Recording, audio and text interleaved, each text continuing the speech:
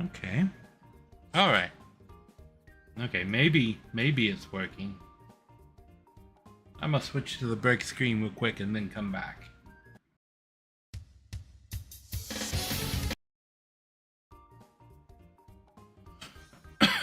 Okay, well, it switched me back without the stinger.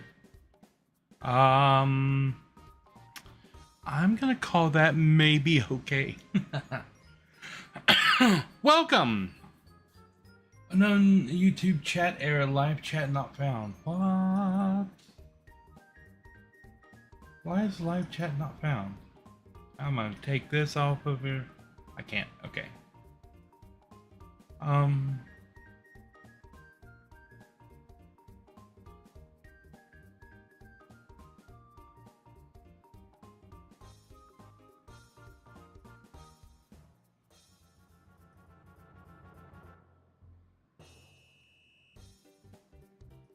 Let me refresh the token.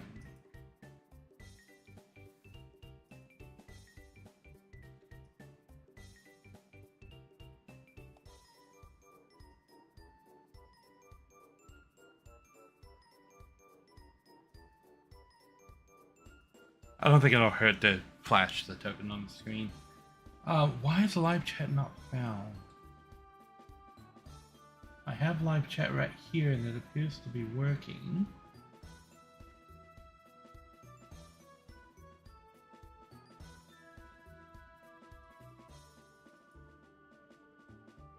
This will show up over there.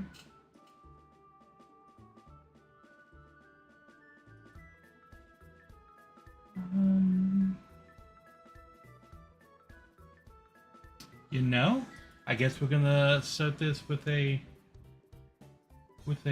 Google.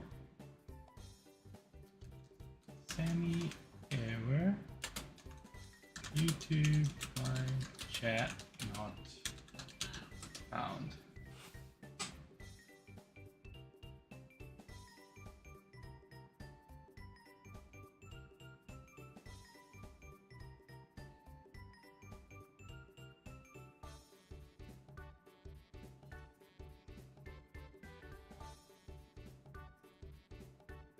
Is the chat set to private? Shouldn't be.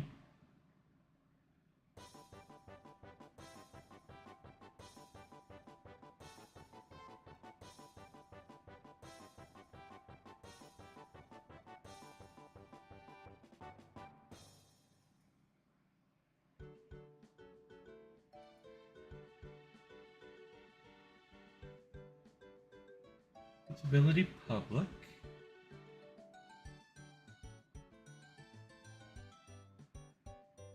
Live chat, live reactions. Anyone?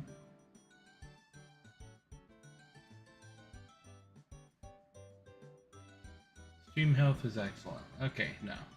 The problem is not on YouTube side.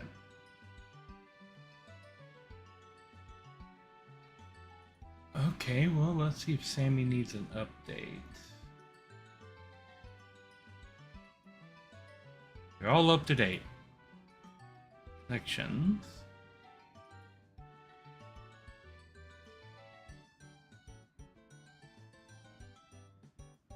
Well, maybe Sammy needs to be closed and reopened.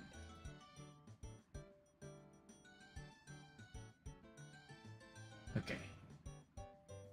Gamepad's not supported. Yes, that's fine. Or are the connections being made? That is the question. I'm not seeing the error about YouTube anymore. Deck app connections is there. OBS connections, yep. Twitch accounts, YouTube accounts. I mean, it's showing that the account is there. Okay. So, what I've been doing most of the day today, like all last night, is I've been fixing and setting up things on the channel, and I still have quite a few things to set up. I keep running into new problems. Like here's a problem. that didn't exist yesterday that does exist today. This file right here and that one, that's a copy of this, is the Photoshop document that I use to make my thumbnails. So if you're wondering why the YouTube live stream today doesn't have a thumbnail, it's because every time I click on this file and try to get Photoshop to open it, so he didn't even do anything that time, it keeps giving me this error. Error reading layer, and it names a random layer. The document's appearance may be affected. Continue reading the document. Okay. Oh, there's another layer, and another layer, and another layer, and another layer, and I can hold down the enter button, and it goes through every single layer of the document.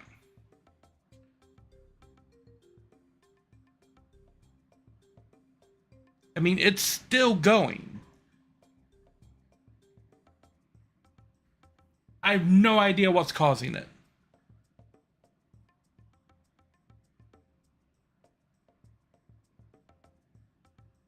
It's still going. Popping up new problems. Like I'm literally just holding down the enter key to speed through all of the pop-ups that it's giving me, but it's still giving me problems. I have no way to tell it to rebuild this file. I can't even find the file on my system. I'm just gonna have to make an entirely new thumbnail file and start from scratch on it, because it's just decided that it won't open this. And furthering that decision by Photoshop, it is in an infinite loop. So the only way that I have to shut off Photoshop is to go into the task manager and end the entire process tree. So the only way that I have to shut off Photoshop once I get stuck in that loop. And it wasn't doing that yesterday or the day before yesterday, because I made all the thumbnails that I had for the Final Fantasy 14 the day before yesterday. And it's not doing that on other files, because I can click here on my little logo guy, and although it's not remembering my layout now, every time I open it I have to reset the whole layout, it's at least opening these files. And if I try to open recent from in here and get like the thumbnail copy,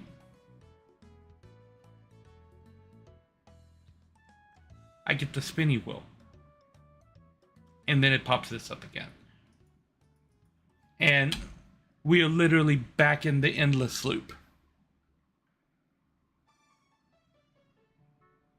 Can I see the chat?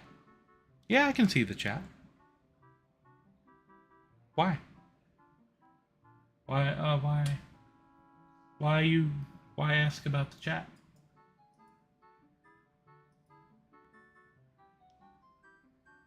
Can you hear me?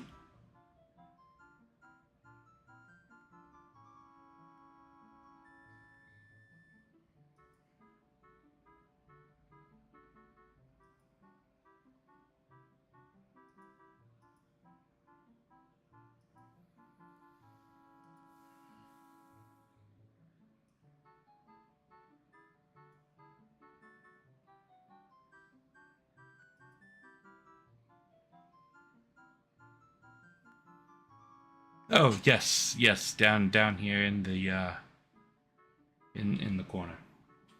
So one of the things I'm going to be doing at some point on the stream today is rebuilding my my thumbnail file. But first, I'm going to finish this. The fancy new trigger that you saw is actually this thing here.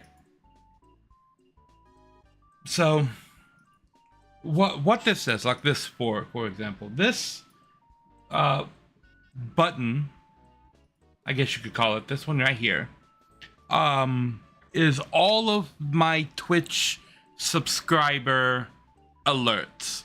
This button handles everything. It's as long as Sammy is open and Sammy is this program, this button is listening for Twitch subscriber things, right? And as soon as something happens with the subscribe button, it immediately goes and it grabs all of this information. The user, this is the person that pushed the button and did the subscription. If it's a gifted sub, it gets the name of the person that the sub was gifted to. If it's multiple gifted subs, it gets the amount of those gifted subs. I forget what context does. Have that for type.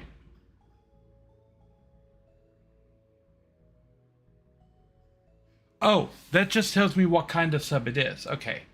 So yeah, like, is it a sub? Is it a resub? Is it a resub gift? Is it a sub gift? Is it an anonymous sub gift? So this variable here, context, tells me what kind of gift it was. cgift tells me if it was a community gift or not. Tier tells me what tier of subscription it was. And month is for how many months they were subbed. And so these are all the variables I need to do all the different sub alerts. And then this section assigns the values in OBS. The alert text assigns the user's name, and then this assigns the color of the user's name. In this case, all of these alerts are purple, and this big number right here represents the color purple. And then everything else changes based on what's happening with this big if statement and then switch statement.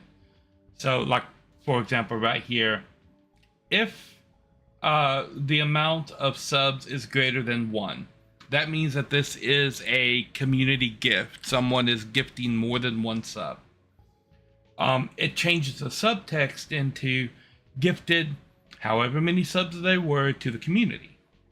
But if that value is just 1, that means that they either only gifted 1 sub to a specific person, or they're buying the sub for themselves, in which case it falls into here. If they bought it for themselves, if they're buying it for themselves, but they've already been subbed before, if they're gifting somebody else a sub that's already been subbed before, if they're gifting somebody a sub that's new, or if they're gifting a sub anonymously.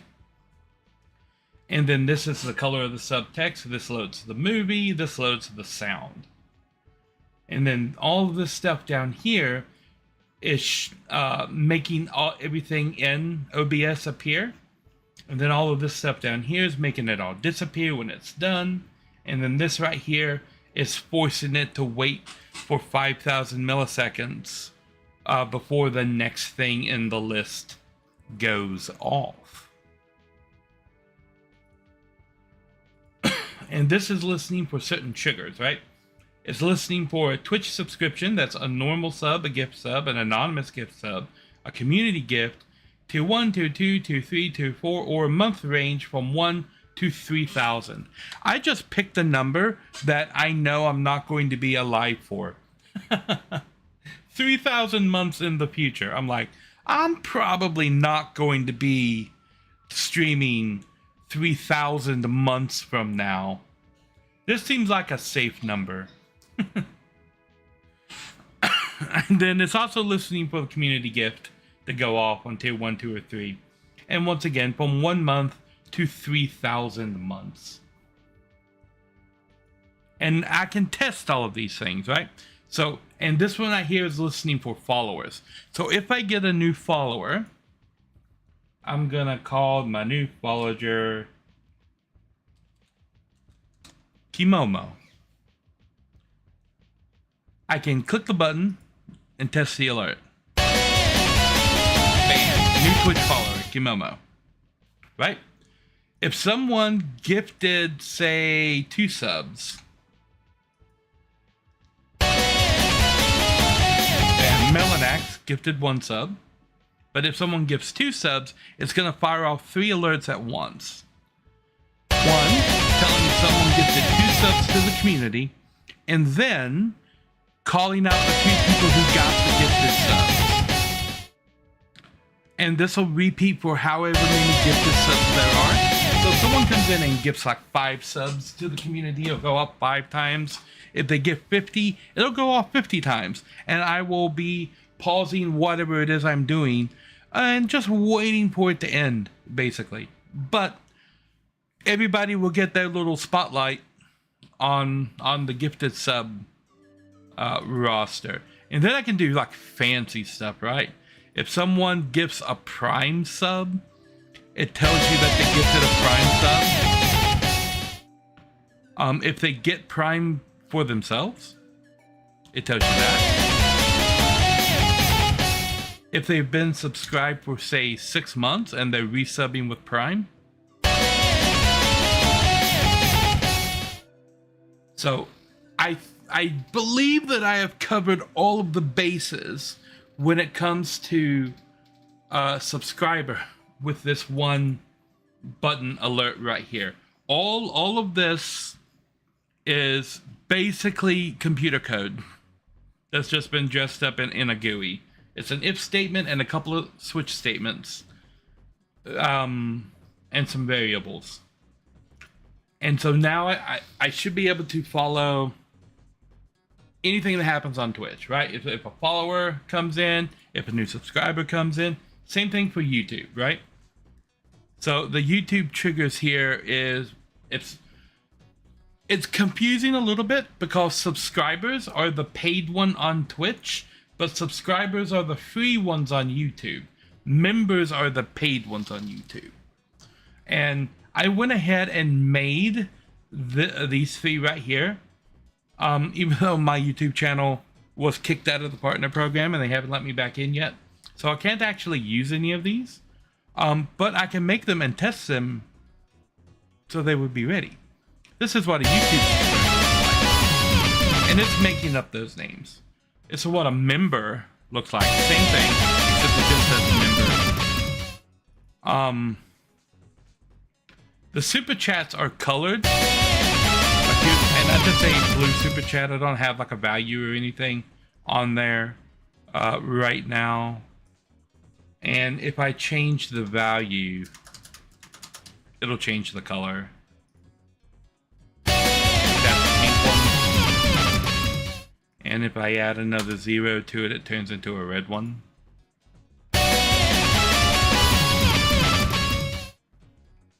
And there's a slight audio difference between the Twitch alerts, right? So a Twitch follower sounds like this. And a YouTube alert sounds like this.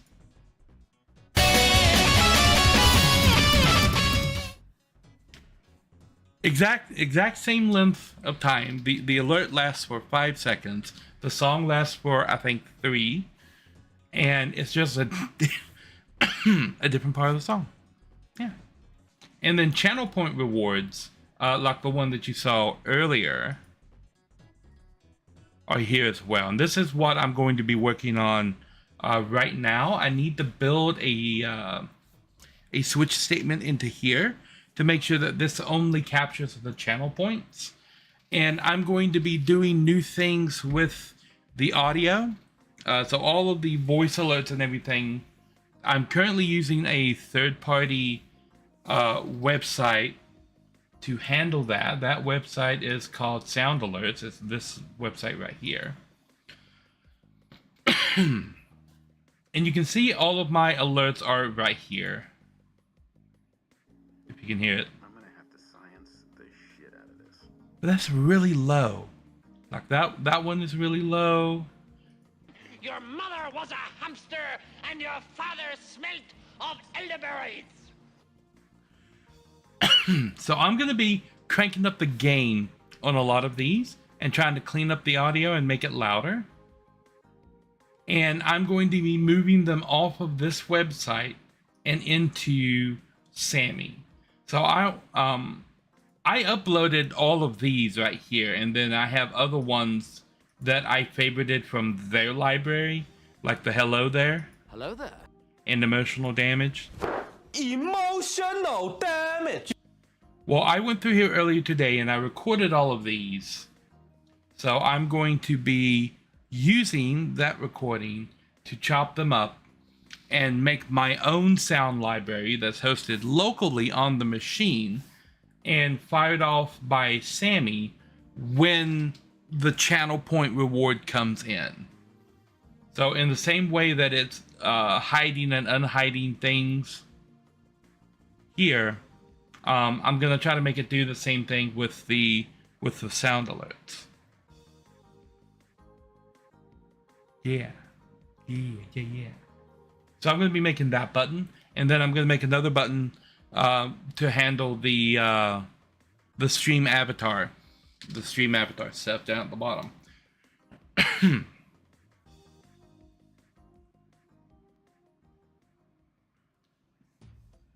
So that's the first order of business. And then I'm going to need to rebuild this. Because I don't know what's going on with that.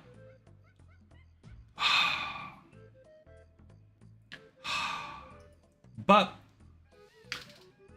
this is Premiere Pro. I can show you how I made the background, because this right here is the alert bar. See?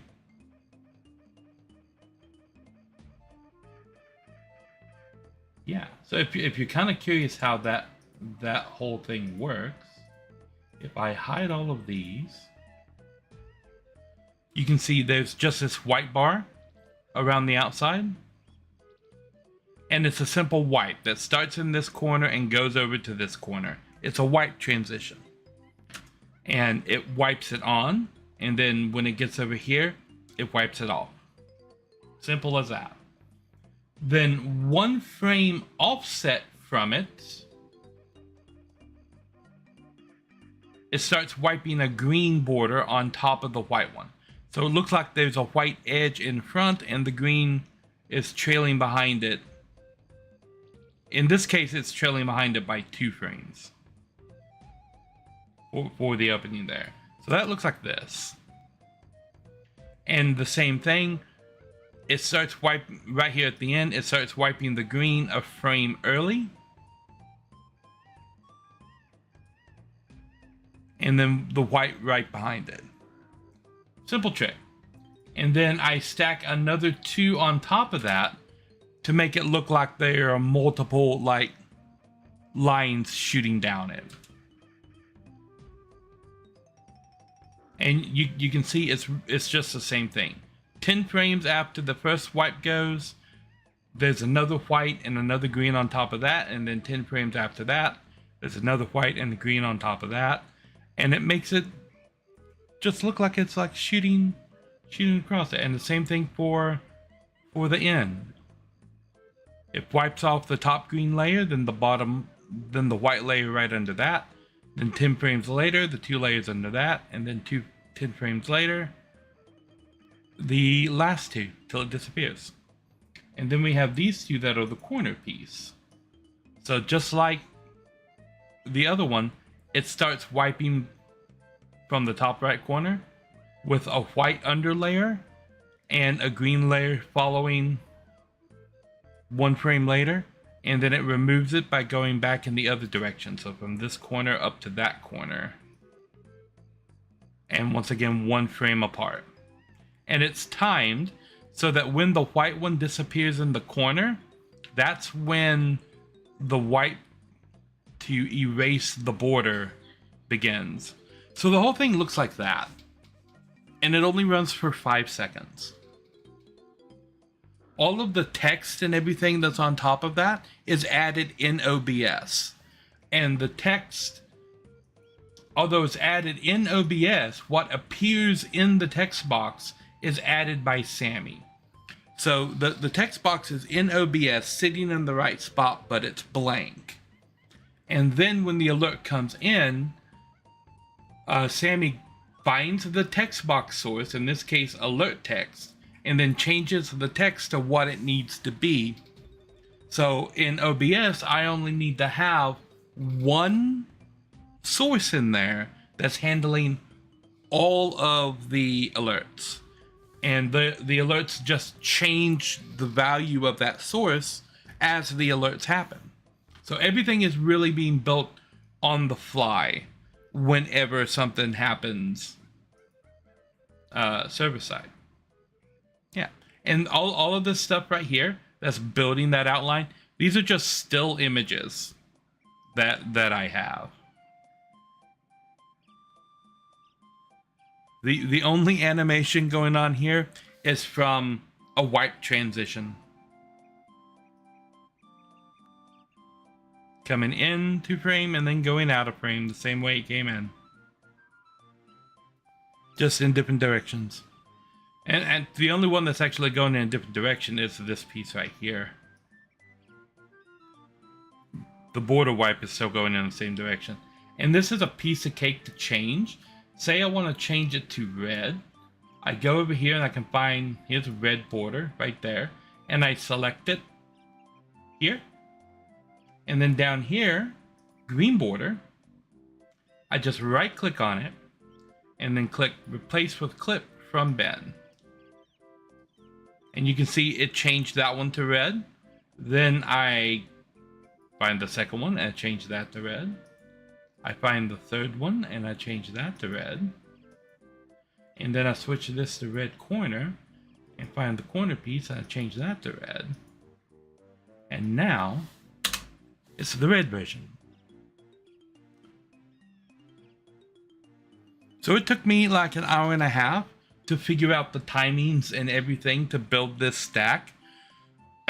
And then to build a yellow, red, purple, pink, orange, brown, gray, green, blue, and aqua took 10 minutes.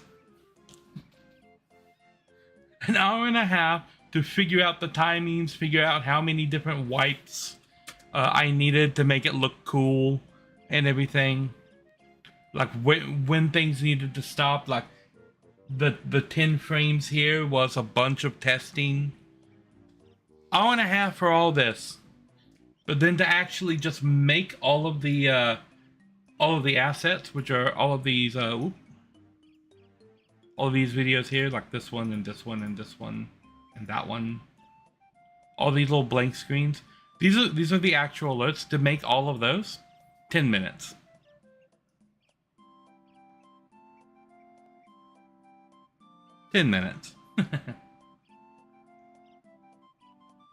So what I'm going to be doing in, I have this sequence here, which is a different one.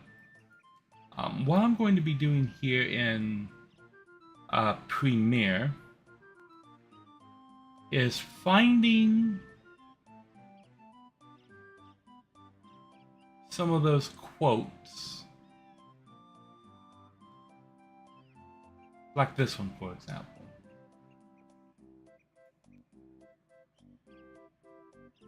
I'll change the sequence to match the clip. Why do I not have audio on this? Why is there no audio? I have audio laying right here.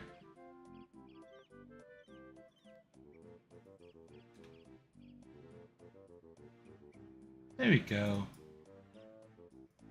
No, I don't want to record audio on there.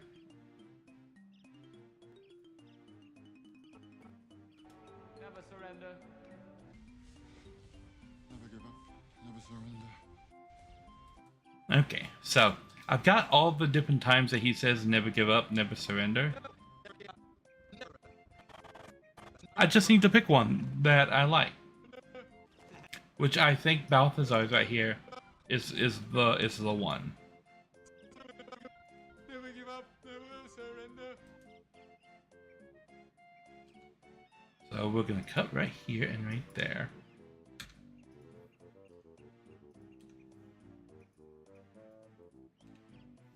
Move that, bring this back over here. Never give up, never surrender. Okay, and we're going to make this louder. Just gain by +10. Never give up, never surrender.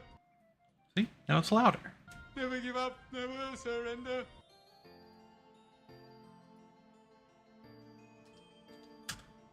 Never give up, never surrender. I'm gonna see how high I can push this without maxing it. Never give up, never surrender. I think that's about as high as I can go right there. Never give up, never surrender. Okay, and then I unlink this, and I delete the video component of it because all I need is the sound. Never give up, never surrender. Okay, and then I export this sound as an MP3 file.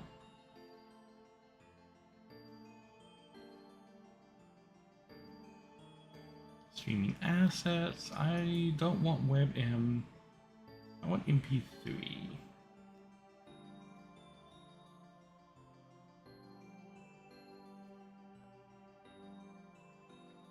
Do I have MP3?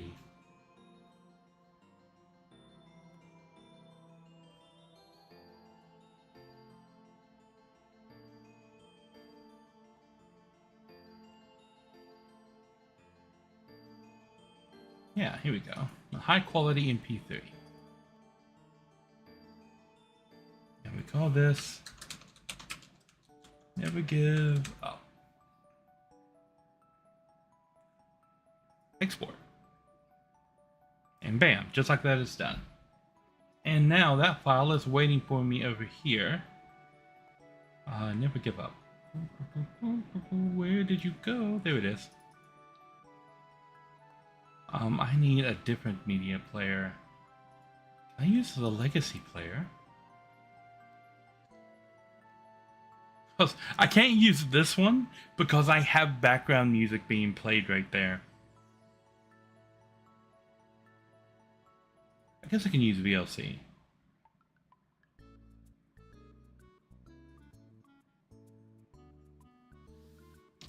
If it opens. I don't actually ever remember installing VLC on this system. I don't know what screen. Never give up, never surrender. Ah, see, there it is. So there's my new audio. Never give up, never surrender. Never give up, never surrender. So I need to find all of the audio files that I like. The one that you guys like that you keep clicking on. And pull them back into here. See how loud I can make them before they start like crackling out. Because it doesn't need to be, for the purpose of having it on the stream, it doesn't need to be super high quality, right?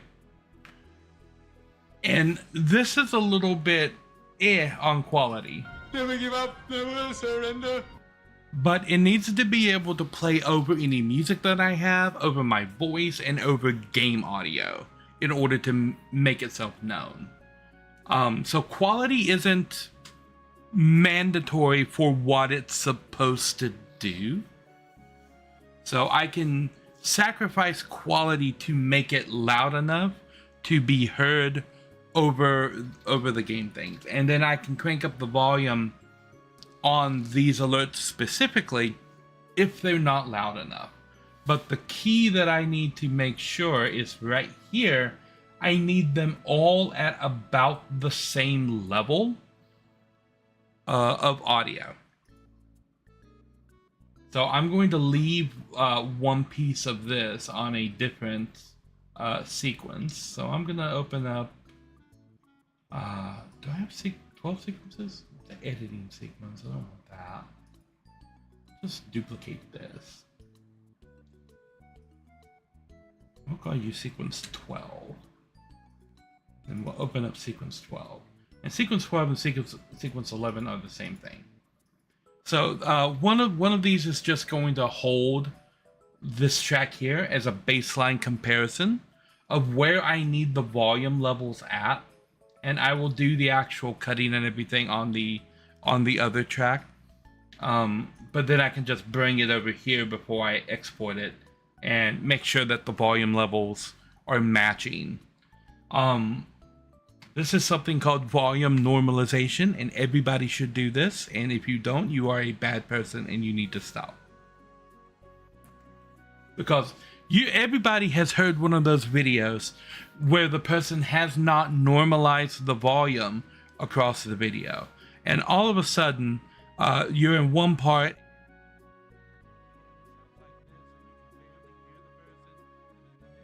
video, they have everything cranked all the way up and it's blowing out the microphone. Yeah, that person doesn't know how to maximize and normalize their volume levels, and it makes people hate you.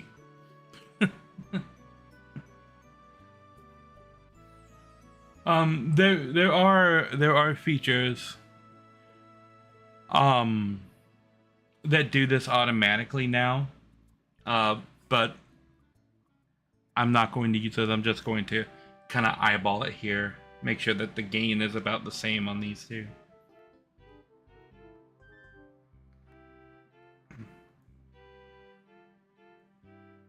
Okay, yeah, so this is something that I'm going to be doing a little bit later on in the stream as well. I'm going to be doing some editing right there. But right now, we're going back to Sammy.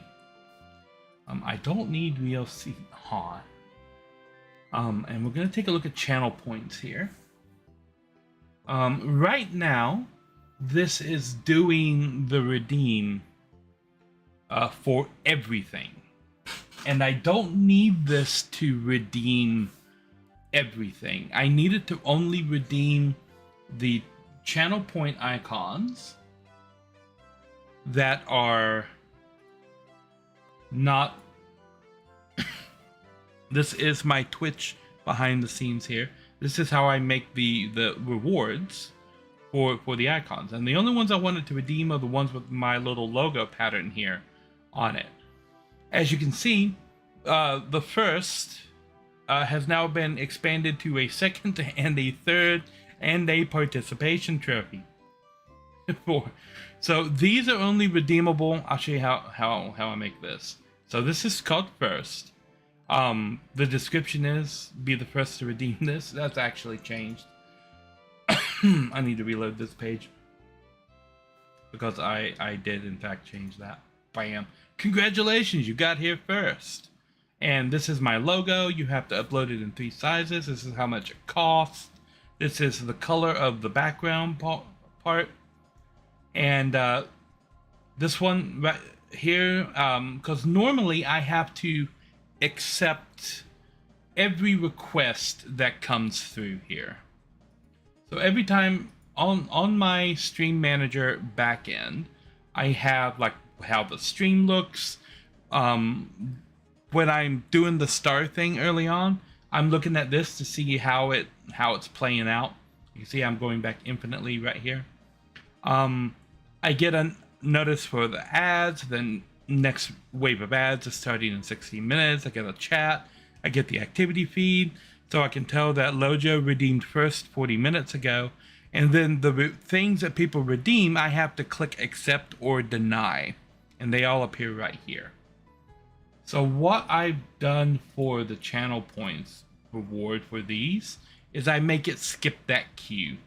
And so that's what that is right there. So when someone, because these are only 1, 2, or 3 points, or 5 points for the participation one.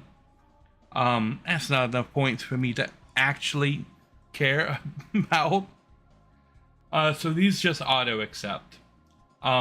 But you can only redeem first once per stream. Once it's redeemed, it is redeemed. The same for the second and third. For the participation trophy, it's a little bit different. It's limited to 1 per user per stream. So everybody can redeem the participation trophy, but they can only do it once. And I'm going to build a leaderboard with these 3 that's going to show up on stream. Nobody watches this marquee up here around the top that I know of. So I'm going to use that for other things. And I'm thinking about making a leaderboard, right? So whoever gets here and picks first, their name is going to be plastered up here as first. Like for the entire stream, everybody's going to be able to see the first, second, and third people that redeem those, right up here. Your name's going to be up there on stream, so they'll know how well you did in getting to the stream on time. It will be forever immortalized at the top of the stream.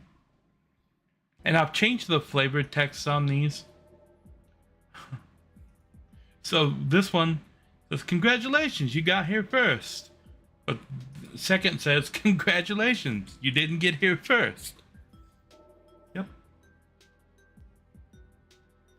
And the third one's like, congratulations, you joined the race after it was over.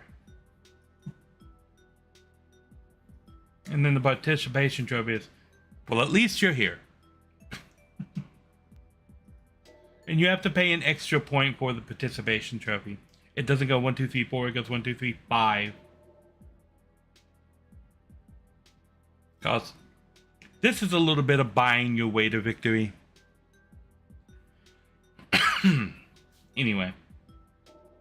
There's other ones in here that I'm going to get rid of, like Guide the Raid. This turns out to be a bad idea. I'm going to delete that. Stretch and Hydrate. Stick around. Because I've only got 50 slots. And that, I know that sounds like a lot, right? But each sound bite that I put on here is going to take up 1 slot. So if I have extraneous stuff sitting in here taking up slots, that's just less sound that I can put out there. So the ones that say SA are the ones that have to do with the little guys here at the bottom of the screen. And these that have this like talk logo wearing headphones on it, those are sound alerts. So that's the good job alert right there. So what I want this button to catch are only the alerts that have my logo on them, which are these 4: Stretch, Hydrate, Notice Me Senpai, Change the Game. I'm gonna delete that.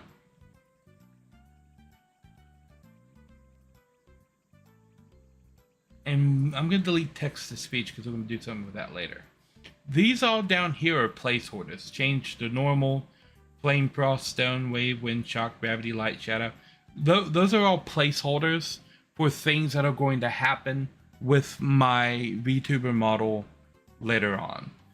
And I need to hold 10 more spots at least on here for interactions that are going to be happening with the VTuber model as well. Because I'm going to attempt to add some more some interactions. Basketball is a cool concept for the characters, but every time basketball was used, it drug the stream to a standstill, right?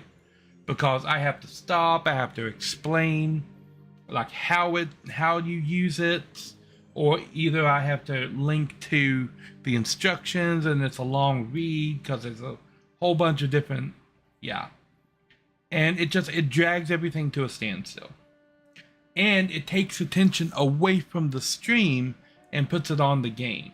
All of the other stuff here are just automatic things that happen, and while some of them, like Screensaver, has the people going all over the screen. Look here, I will show you what Screensaver does. Bam. This is Screensaver, right? And so everybody just bounces around the screen like the old DVD players.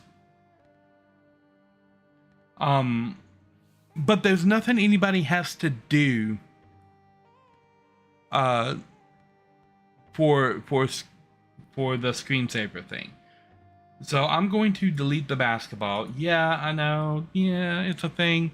And yeah, the delay makes it really hard because there is a 3-second delay between when I say something and when you hear me say it.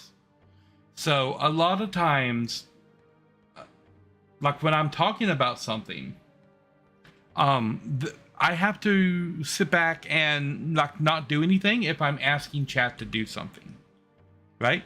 Because when I say it, it's 3 seconds there and 3 seconds back before I get a reply, at least. And that's if someone is in chat waiting at their keyboard to reply. So if I say something and then 3 seconds later it appears on the stream, and then 20 seconds after that you type the reply, and then 3 seconds after that is when I get it and I'm able to reply back, that's at least half a minute and can easily go over a minute with me interacting with chat, right? This is not a quick process of our interactions. And the basketball game comment that you just made, Logo, is an example of that. You probably made that comment as soon as you heard me talking about the basketball game. But by the time that I reacted to your comment and you saw it appear right here on the screen, I was already talking about the screensaver thing and had moved completely on from that topic. That's how long and that's one of the reasons that I leave the chat right here so that you can see when your message appears here and how long of a round trip delay there is before I can get back to a lot of the message.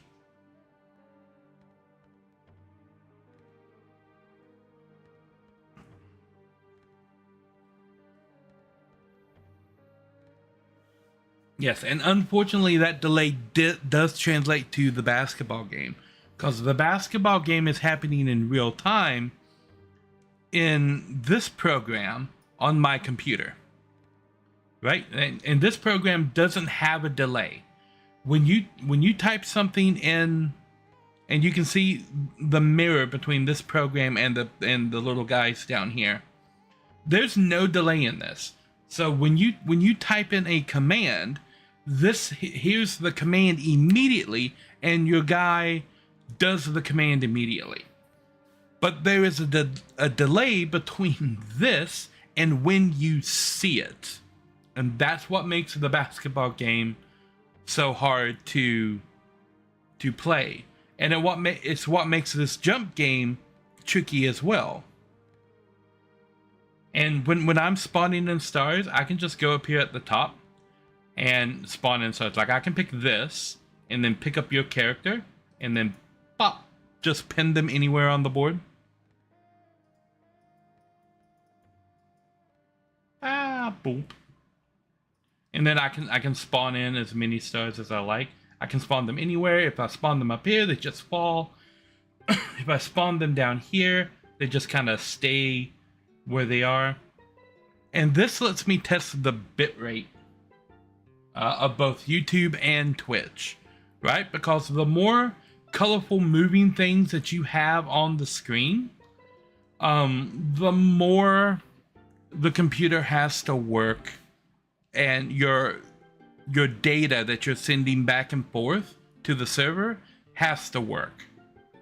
And so that's why if you see like a screen with a bunch of different multicolored things, like you saw in old like Doom games and whatnot, some of those wallpapers that are like just a field of red and blue dots,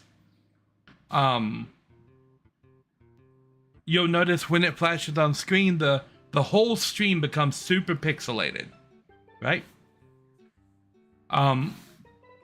That's because of the bandwidth, and you're putting a lot of different colors on the screen, and it's making the amount of data that has to be sent back and forth too large for the constraints that are in play. I will spawn some more stars, because these things don't last super long.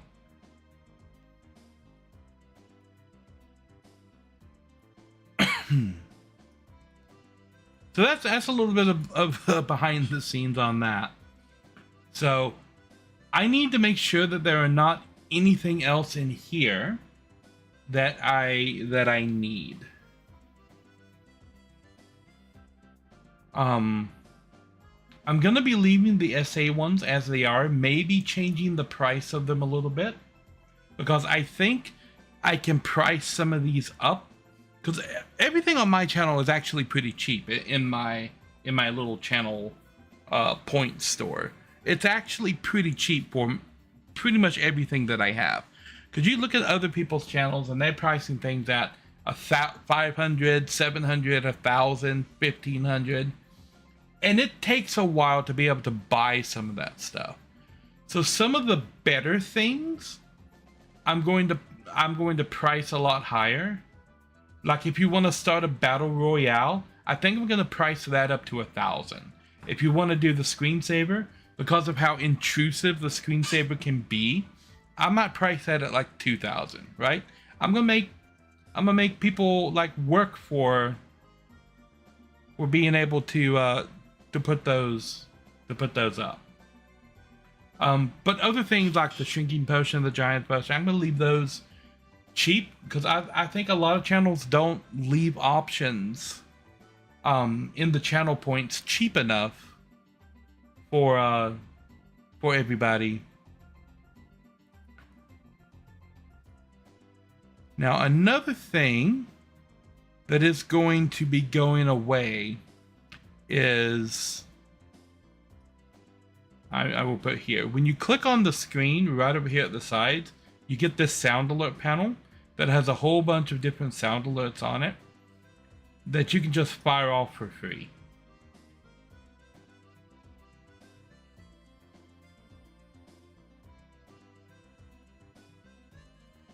Do I have to grant permission on my own stream?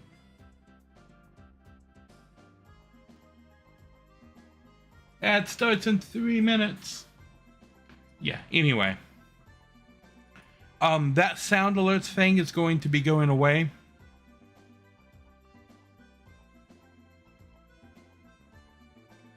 And all of the sound alerts now are going to be in the actual channel points list. So you're gonna have to pay channel points to do all of the sounds. But I'm not gonna make them like super expensive or anything. And part of that is because when I have my alerts set up over here, for the extension, I can have 30 alerts. For channel points, I can have 10 alerts. And then I have to pay for an upgrade to put that to 30. So these are the sound alerts that are currently set. And you can see the price for all of them right there in channel points. That little circle means channel points. And then over here in this extension, I can actually set some of these to be bits. And bits you have to pay for. So sound alerts still has the benefit of having sounds on here that you would have to pay to implement, but my channel is not currently in a place where that would be a thing, and I can track bit payments from inside of Sammy as well.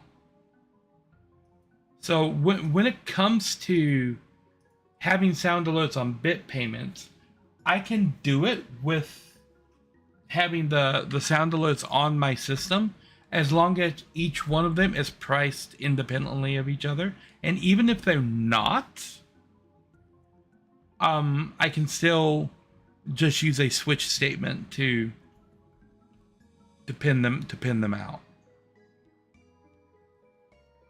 So really, there's nothing that I need sound alerts for, except for the emote wall. I have been looking for some way to do an emote wall really, really easily. So when you see all the emotes flying around the screen, that's what this is. That's coming out of the sound alerts. And it's not lost on me that I will be using a sound alert web service to do a purely visual thing, and then that's the only thing that I'm using them for. that has not been lost on me.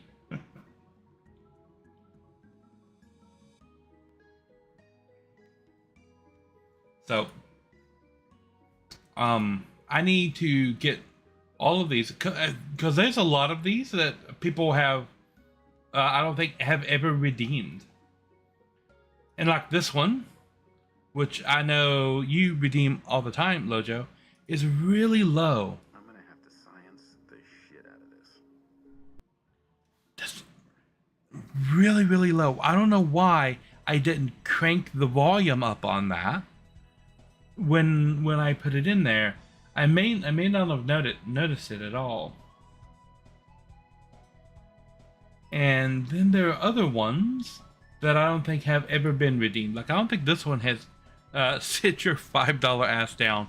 I don't think this has ever been redeemed. Sit your $5 ass down before I make change. I'm leaving it on there because I love that quote. I don't think the team sucks has ever been redeemed either. This is from Red vs. Blue. Yeah, there's no you either. So I guess if I'm not on the team and you're not on the team, nobody's on the goddamn team. The team sucks.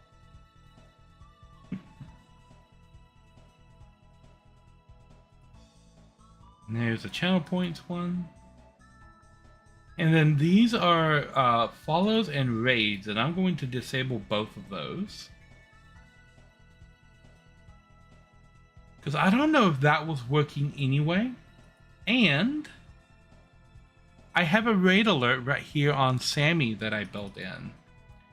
And it does a lot of stuff. So I'm going to fire this off and show you what my raid alert looks like right now. So when I get raided on Twitch, all of the stuff that you're about to see is going to happen automatically. Where is test raid? Here we go. This is a test of a raid.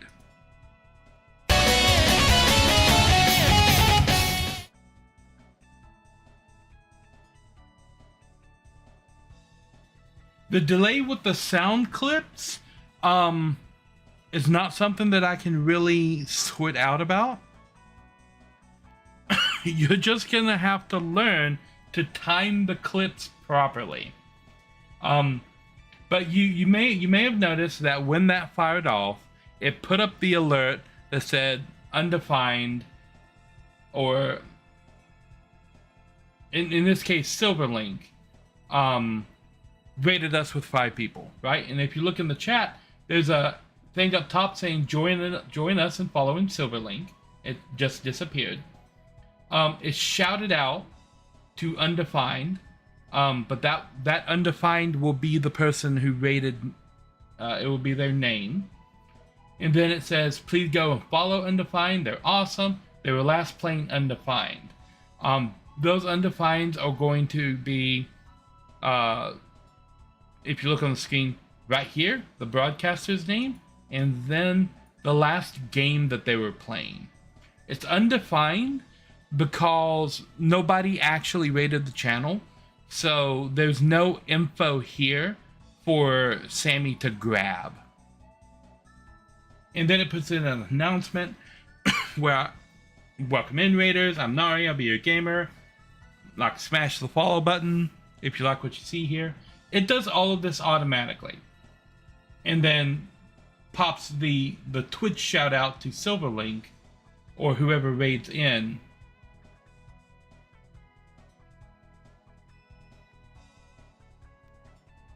Which is what puts the little thing at the top of the chat. I'm mentioning it over here. I need to bring the chat over here. I mean, you guys can see it, but this is what I'm talking about. This shout out right here. This note about please go and follow them. They were last playing this game, and then a welcome to the Raiders, and then a shout out that pins a little thing up here at the top of your chat window for the person who just raided in, so that you can just click the button up here and follow them immediately. And I'm not going to have to stop what I'm doing now to put out the shout out. because this alert is going to automatically do it. And this command right here is going to allow the shout out for the stream avatar. So their little avatar down here is going to get yoinked up to the middle of the screen right here. And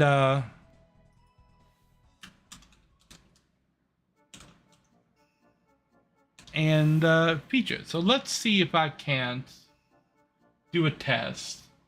And this time I will test Lojo.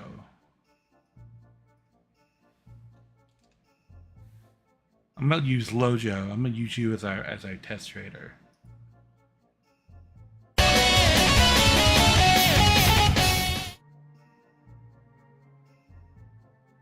And you see, now you're listed up there at the top of the chat. If you look at the window here, join us in following Lojo. Yes, you're now following Lojo. I don't know why I wasn't following you before. I don't think you stream, but I'm now following you in case you ever decided to start streaming. So all of this is going to happen. It's going to happen now. And the shout out command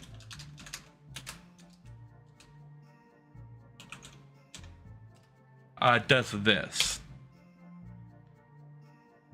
It makes you bigger and it drags you up to the start of the screen, middle of the screen, so everybody can see who you are.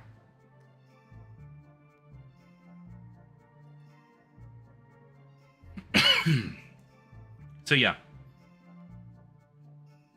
all of this is going to happen automatically now. Whenever somebody raids, it's just going to pop, and then the alert goes off, and then the announcement, everything pops up in chat. Yes. I think that is it for everything that I've added so far. I spent all of yesterday and all of this morning, with the exception of when I had to go out and get some stuff, building these. It takes a minute.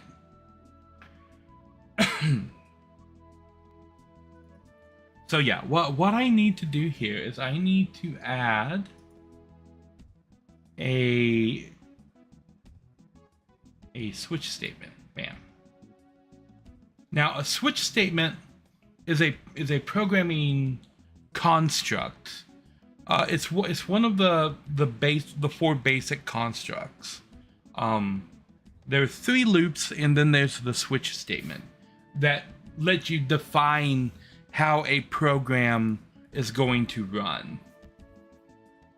There's, and let me open new notepad over here. There's something called an if statement, and what an if statement is, it says if this is true, do this, else do this, right? So it's basically, you ask the program, is this thing right here true? If it is, it does this. If this thing is false, it does this. And you can set this to say, if this is false, do this. If it's true, do this. Or you can have an else if statement. So you can put another if statement right here and say, this is false, do this, and then else do this. And now if it's true, it's going to do this. If it's false, it's going to do this.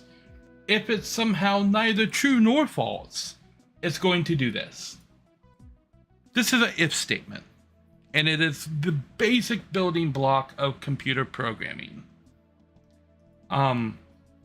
This is a loop, so your program can loop back through this over and over and over again. So technically this is classified as a loop, but really it's a decision statement. Now there is a for loop,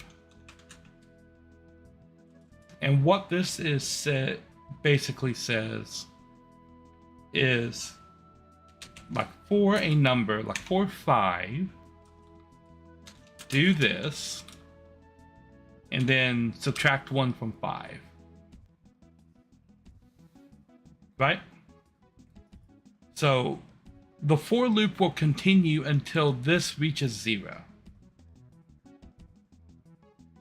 Basically. And there's more syntax. There's more syntax for that. That's a little more complicated. But that's basically what a for loop is. It's something that's counting down. And you would have like a number called count. While count is greater than 0. Right?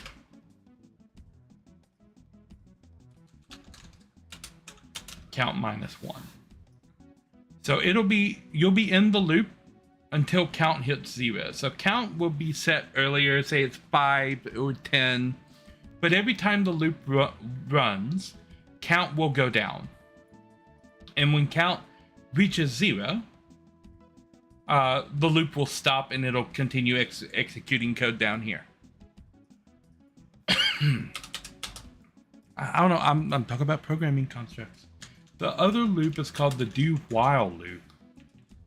And that is saying, while this is true, do this. So here you have a loop that is actively counting down to its resolution. Here you have a loop that has a statement, and while the statement is coming out to a positive outcome, it will repeat in the loop.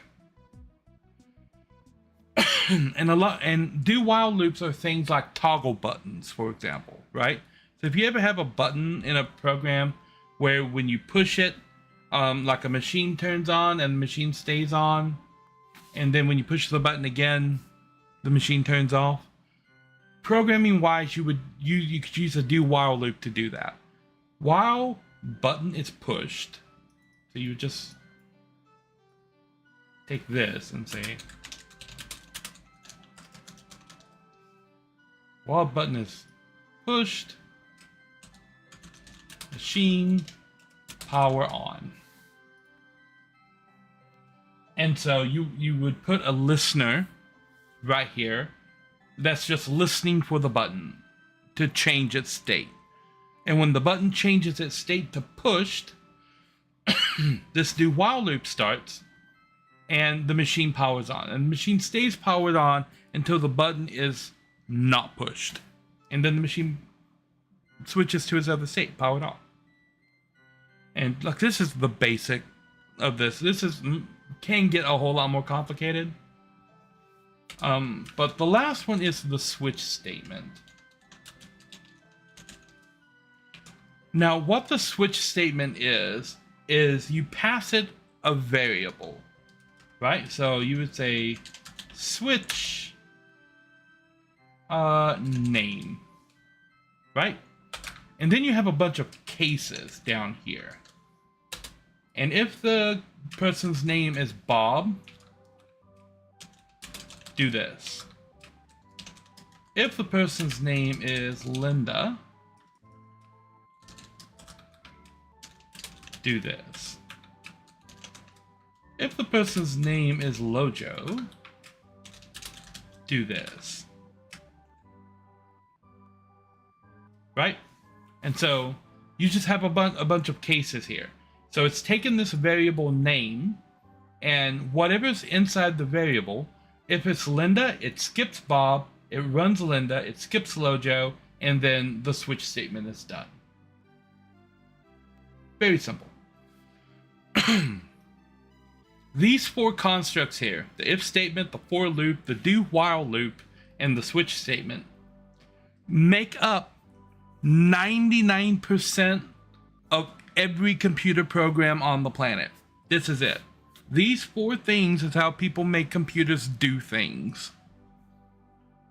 And this has been true since the mid-90s.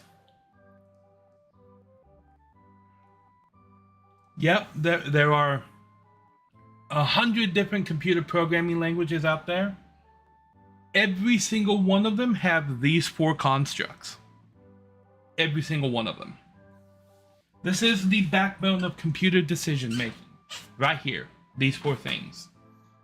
Like you want to learn a new if you know how to program in say C, C++, and you want to learn how to program in Python, like one of the first steps is learn the syntax for how Python implements these 4 things. Because that's all that's different between every programming language out there. Like, how do you do variables? How do you do these 4 statements? And how do you handle objects? And once you know those 3 things, you know that programming language. Oh. Yeah, so simple lesson in programming. Don't say that, I don't need that. This right here, all of this stuff right here, are the number values for the colors. So that I don't mess it up. So what I'm going to pass this switch statement right here is this variable, redeem, right? Which is going to get me the name of the redeem. So I pass that into the switch statement right there. And now, down here, I add a case statement. Bam. So now we're inside the switch, and now we're into the case statements. And the first case is first. Then I can just duplicate. We'll copy the case statement. We'll paste it. The next one is second. And then we'll paste another one. Next one is third. And then we'll order these correctly so that they are in order. Just between them, right there.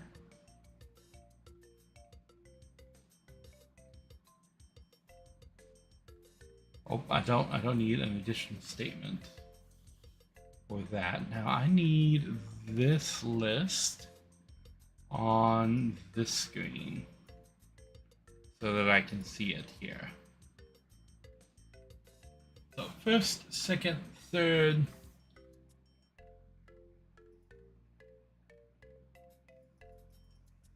We'll add go ahead and just add a bunch of them in there and make this third. And this is participation trophy.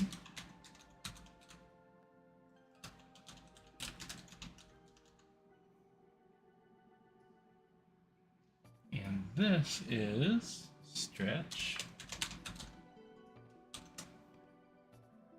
This one is hydrate.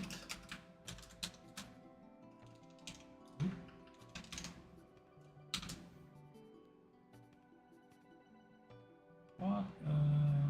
Notice me senpai.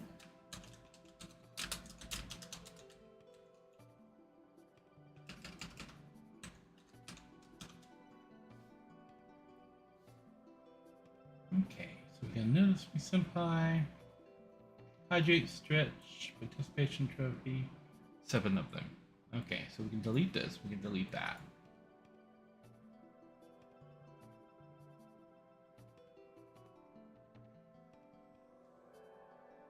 So the only thing that I want this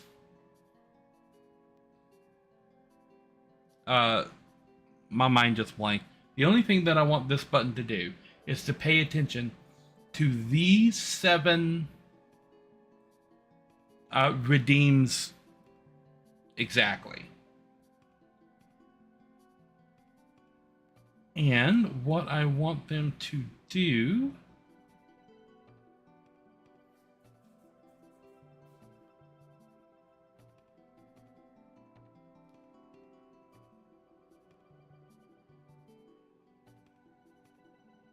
I'm gonna have to put this inside of all of them, otherwise it would pop up, I think.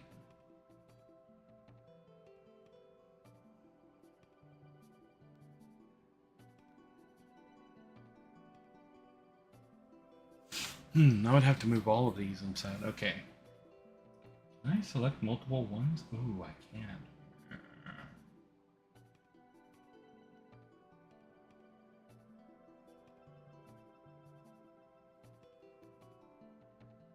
You're back. Oh yeah, no worries, no worries.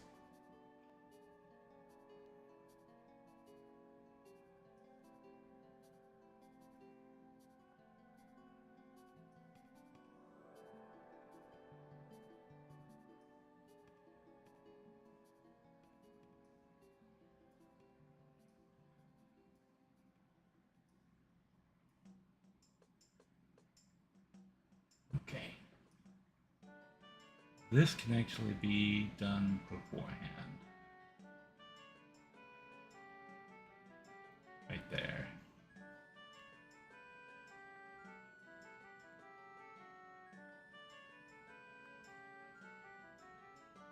So I can assign the colors beforehand, because even if nothing else plays, the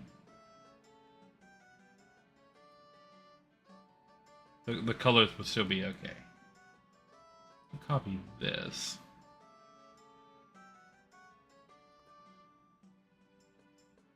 And just put it down in each one of these.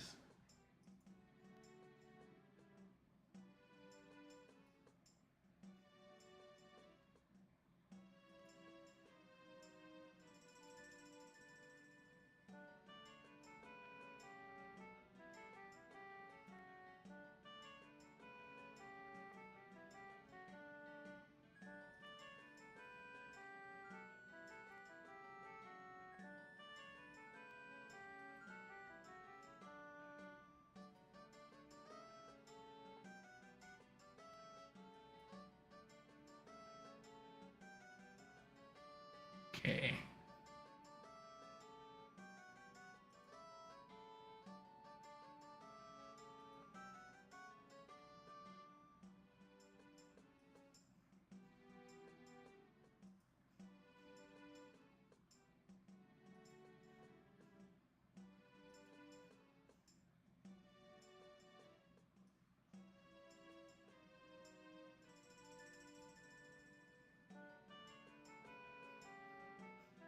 Oh, I can just go up now. This last one.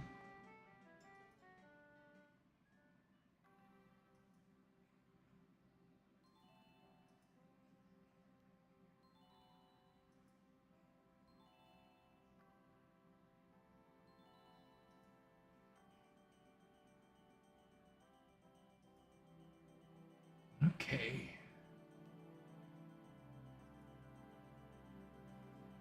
Now for the first three,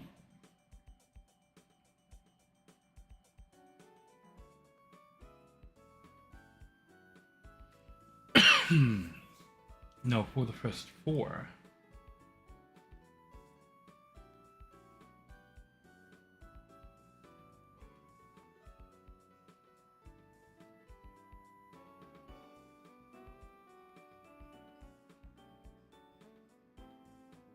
And then we'll copy this.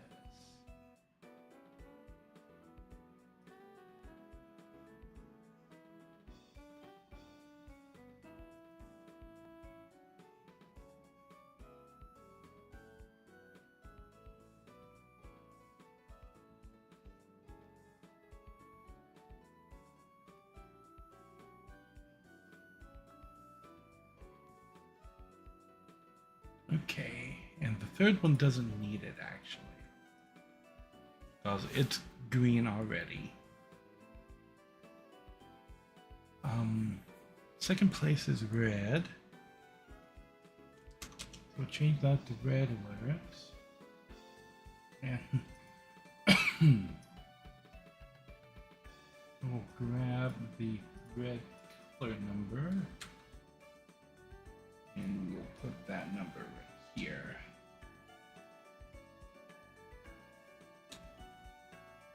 Then I'll grab the blue color number. And for first, color this one blue.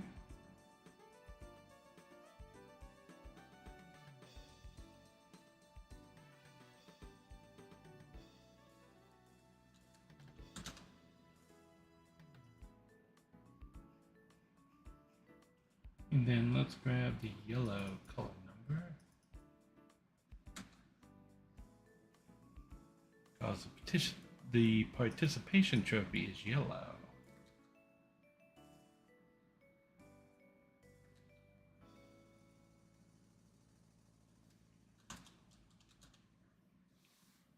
Okay. And we'll save that. And now I have a switch statement that should grab these things exactly.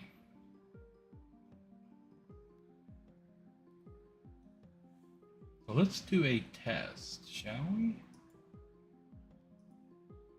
Let's grab stretch.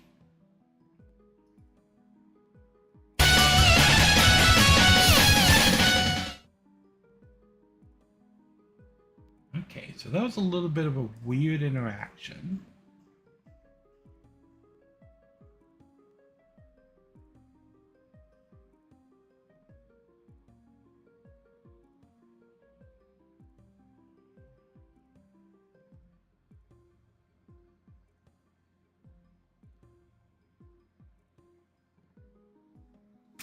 Oh, I see. Okay.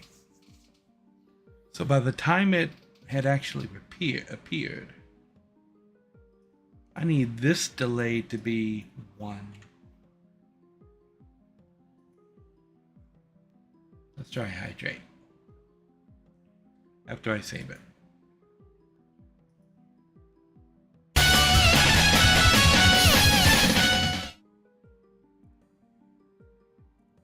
Okay. Now let's redeem the Giant's Potion.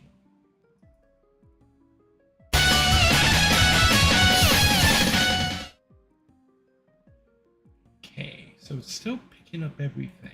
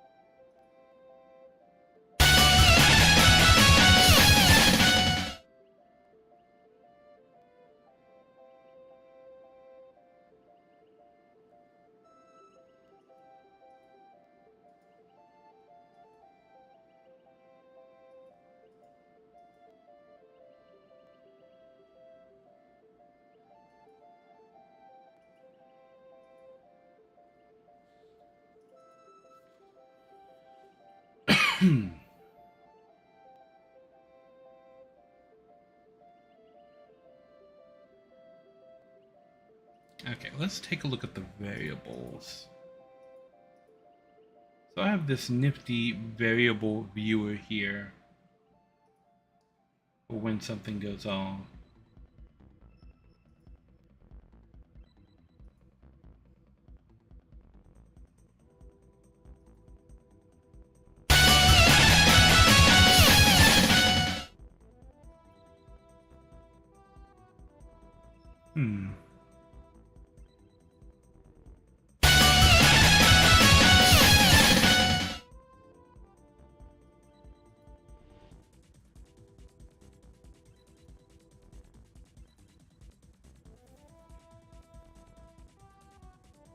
Why is it firing? It shouldn't be firing.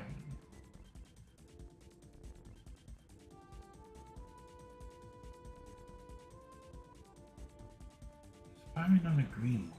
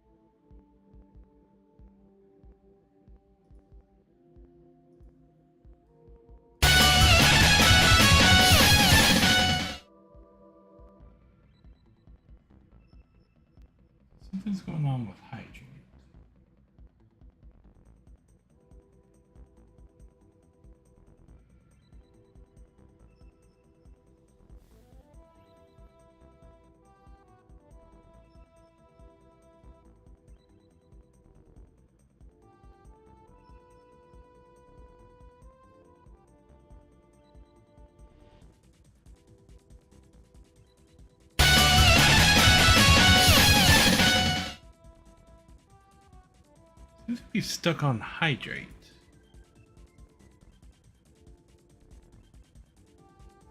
Okay. So restart Sammy.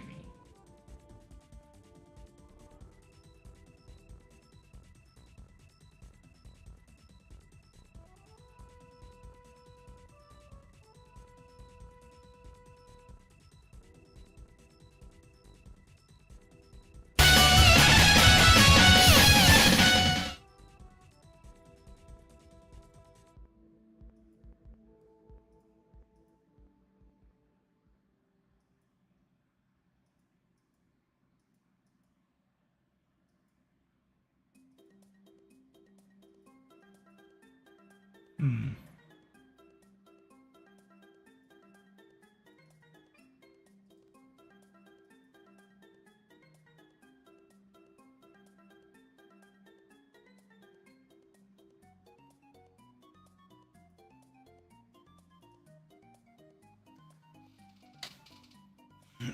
Hmm.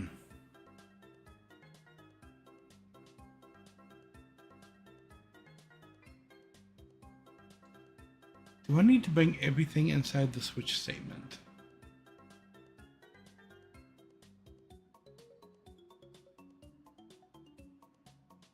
Oh, that's what it is, isn't it?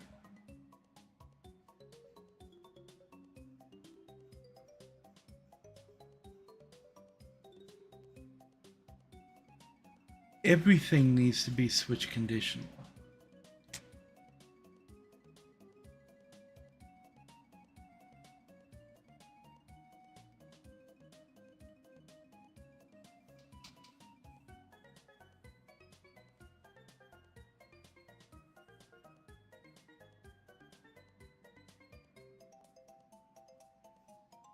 Can I drag this down?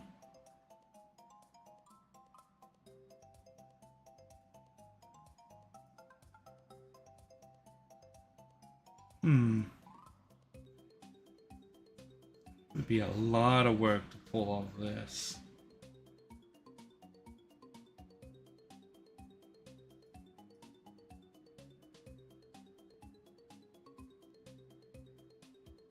Can I do this? Ooh, I can.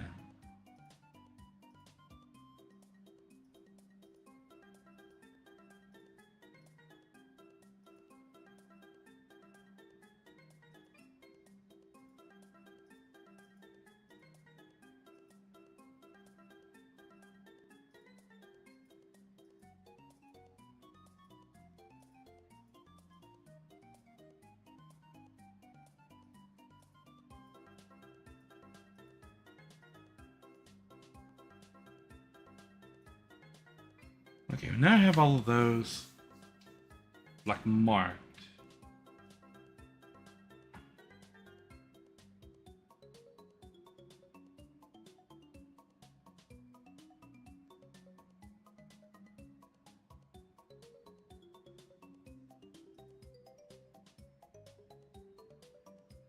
If I go here and do this, it'll paste them all?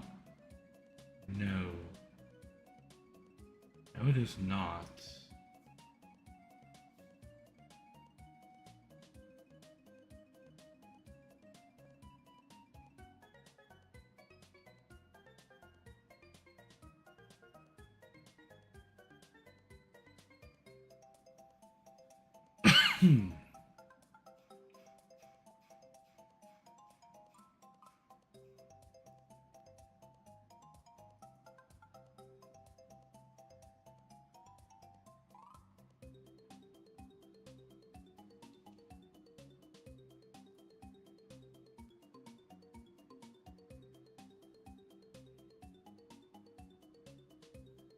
So,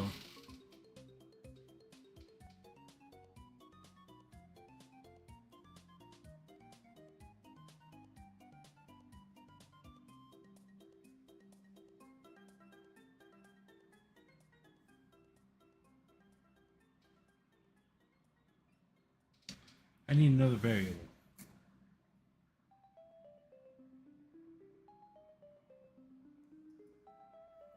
Text numbers and variables. I need to set a local variable that is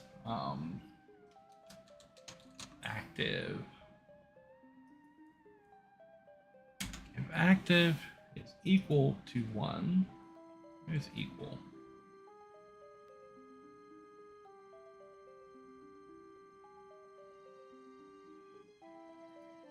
Why would they use the single operator here, but the other operator in the actual for statements? Okay, that doesn't make sense.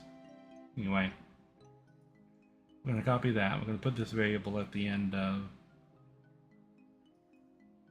every one of these.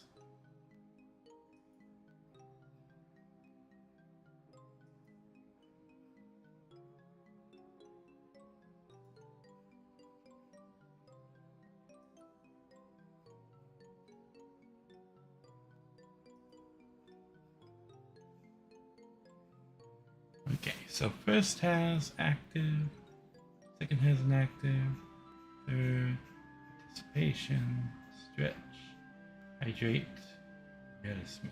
Okay, then right here we're going to add an if statement. If active is true,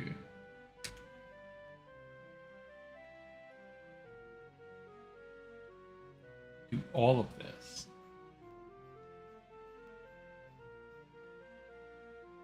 And then clear after. Okay. Okay, now it should work. It should work properly. So if I go over here and I redeem the Giant's Potion, doesn't activate. But did it activate the Giant's Potion? That's the question.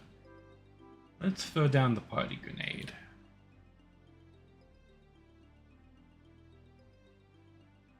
Party Grenade was a bad pick. Party Grenade is probably one of the ones I have to remove. Let's do a Starfall. Yeah, so Starfall, they are activating, but it's not showing up there. Now, if I do Hydrate is busy. If I do Stretch is busy. If I do, I guess, Notice Me, Senpai.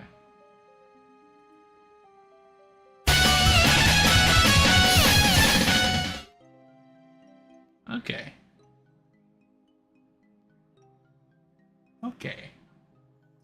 And then to make sure the colors work, if I fire off my participation trophy.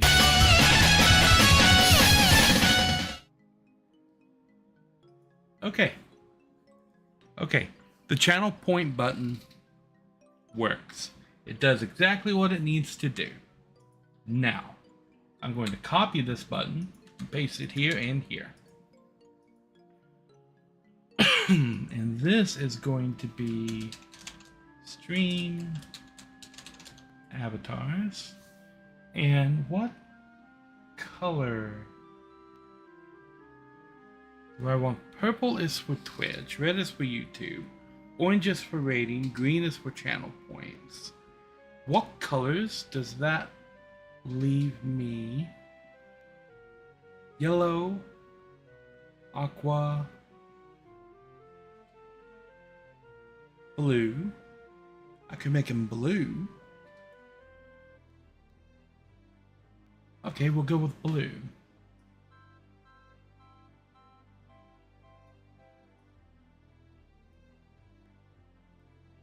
Looks like a nice blue.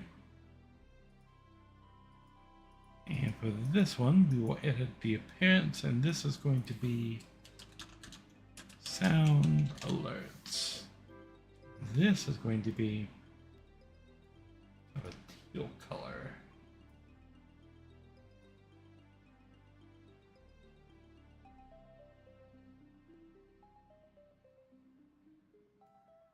Right there. And because I copied this button when I go in here, most of the work is already done.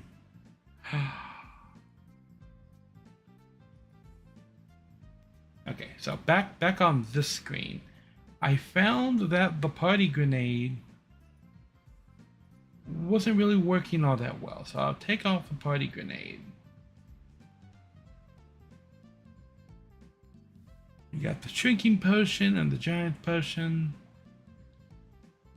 1, 2, 3, 4, 5, 6, 7, 8. There are 8 commands that circle through here. But I'm going to throw up my break screen real quick, take a quick little break, and I will be right back.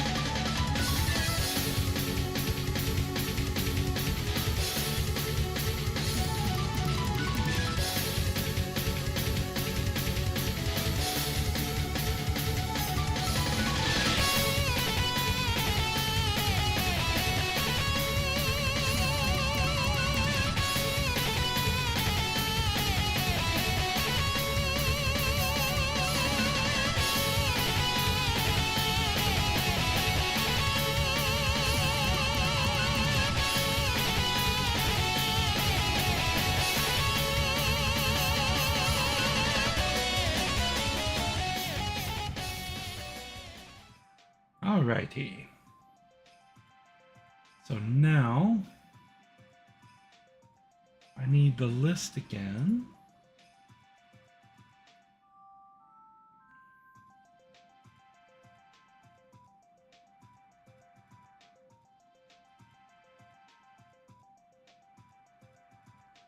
Okay.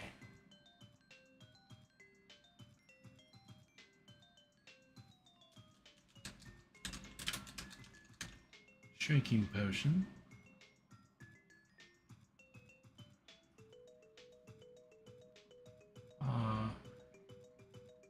Giant's potion.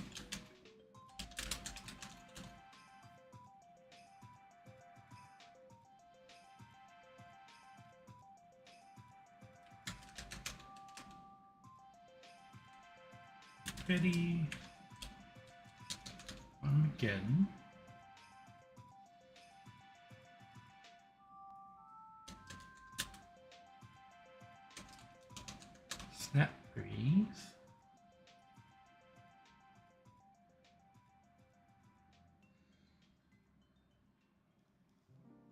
bombing run.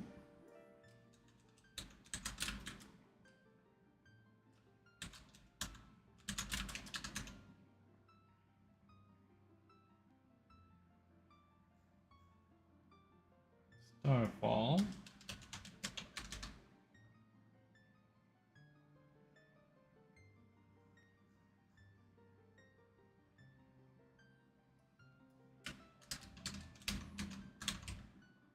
Battle Royale.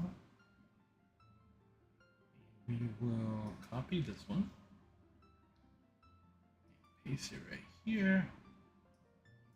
This is going to be screensaver. Okay.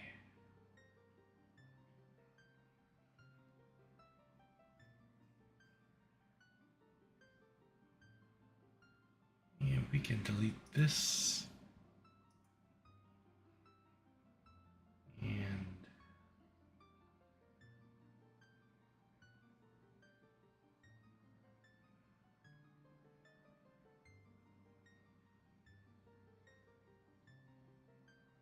delete that.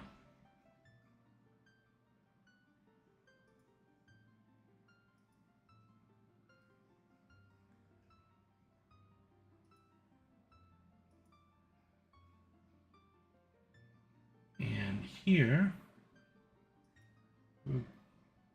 we decided that this one was blue. I need to double check this real quick. Okay, both colors are on there. Colors are on there.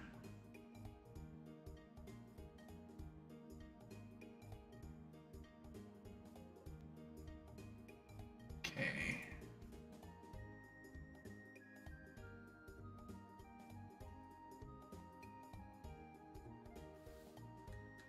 For some reason, I missed that one.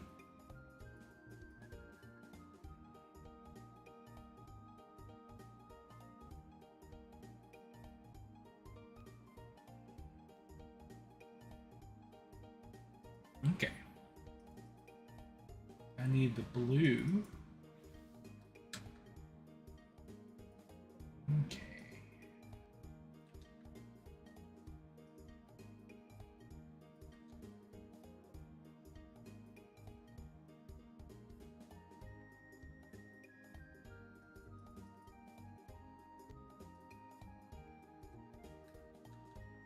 Blue alert. Blue alert. Blue alert.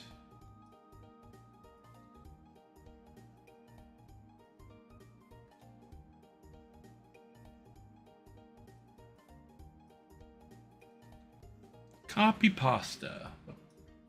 True friend of every programmer.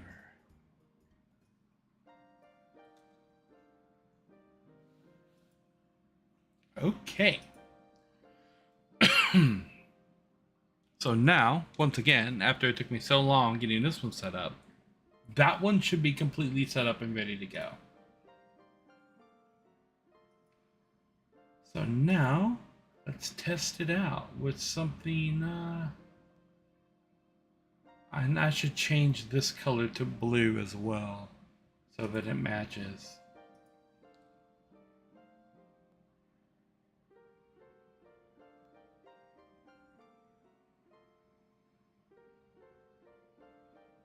Did it go on?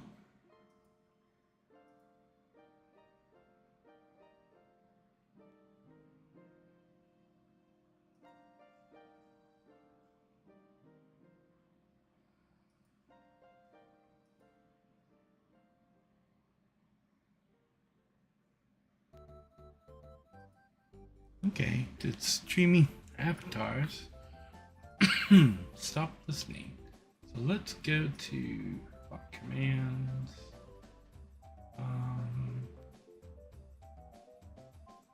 Where are my custom commands?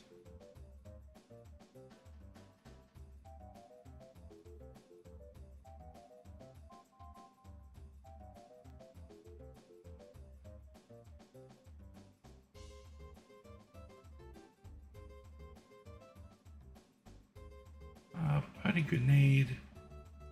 We're removing.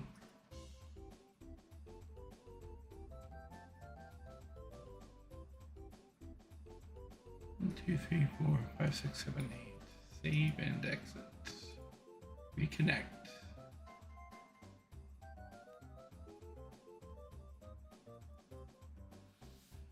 Okay.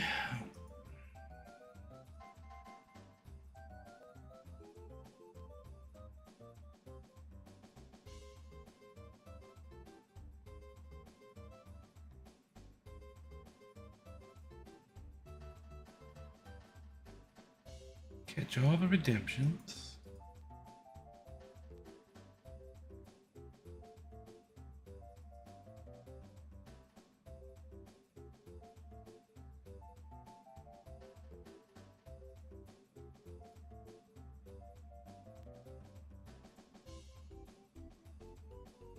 Hmm.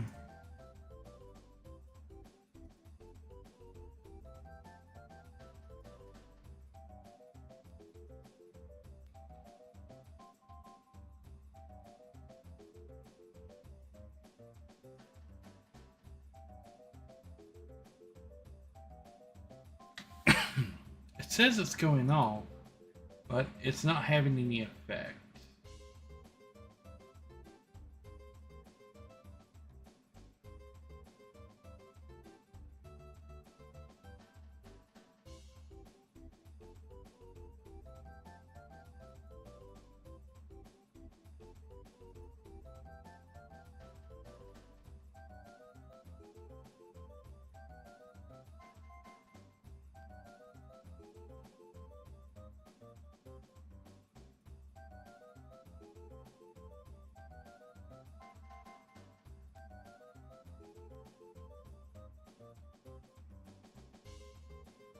Hmm.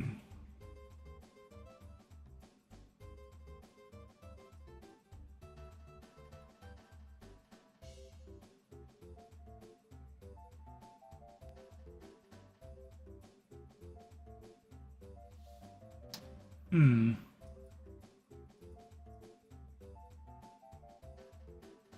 Okay, well, that seems to be working.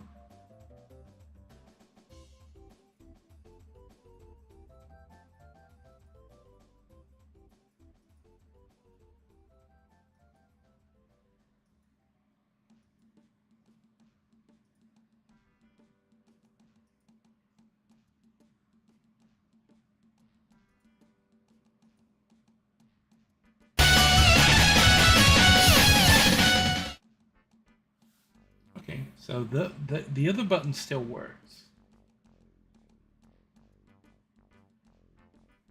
But I feel like this isn't working because these aren't working.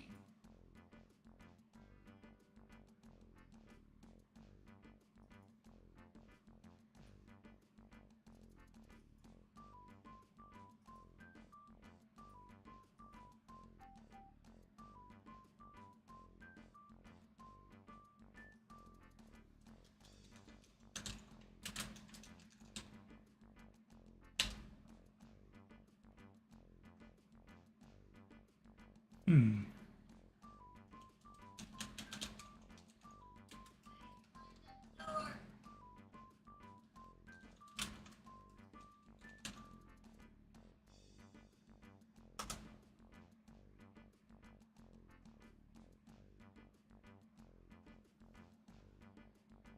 Well then.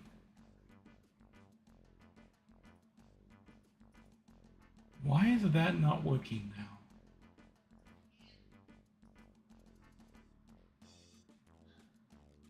Yeah, the redeems for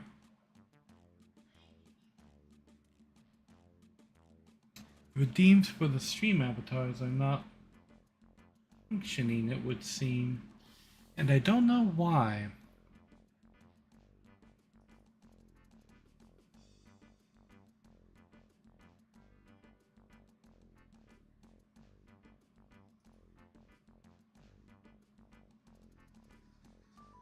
Oh.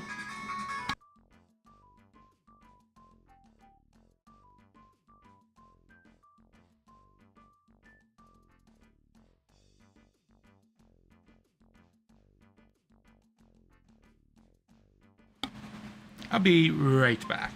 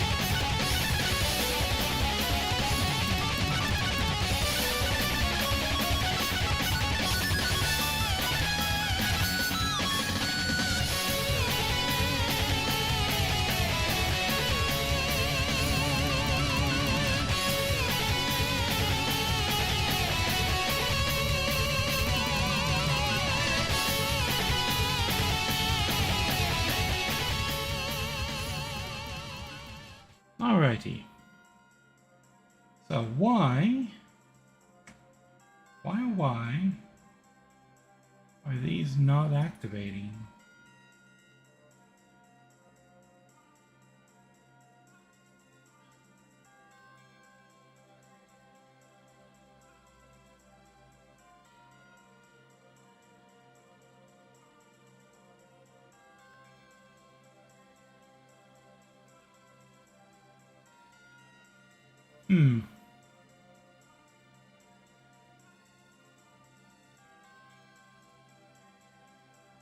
Well, let's look.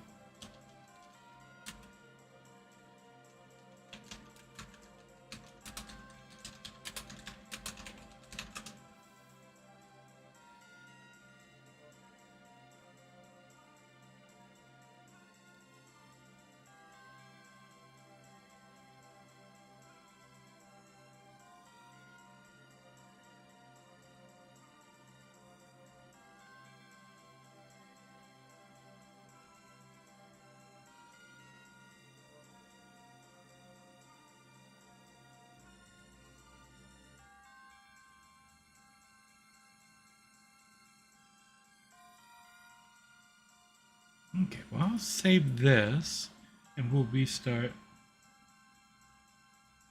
Sammy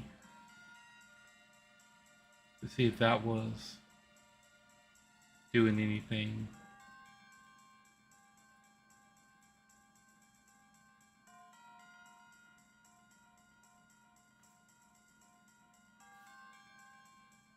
Okay.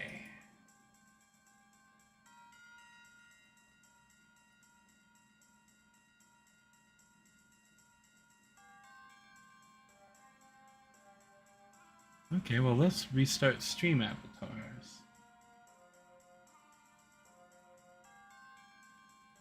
Try this while it's down.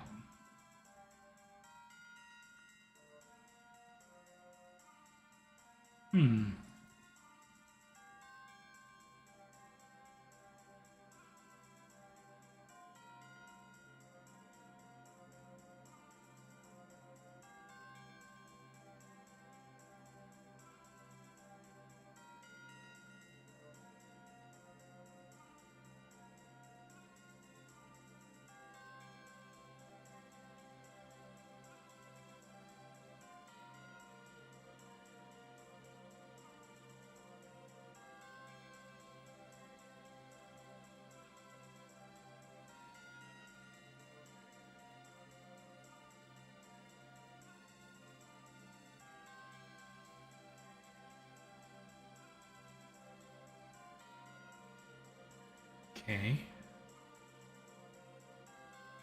Restriction everyone.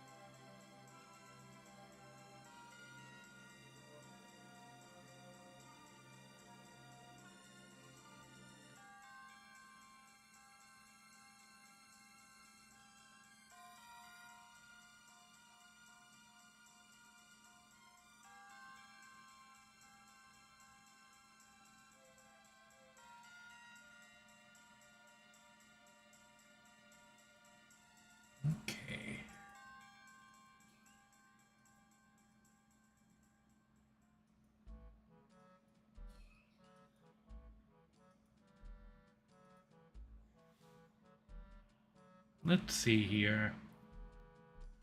Okay, back up.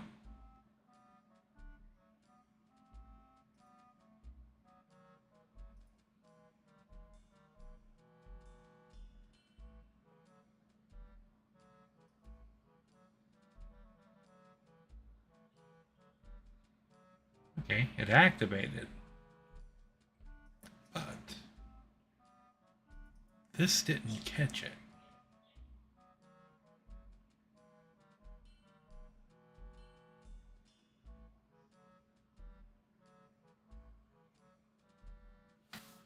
The question is why?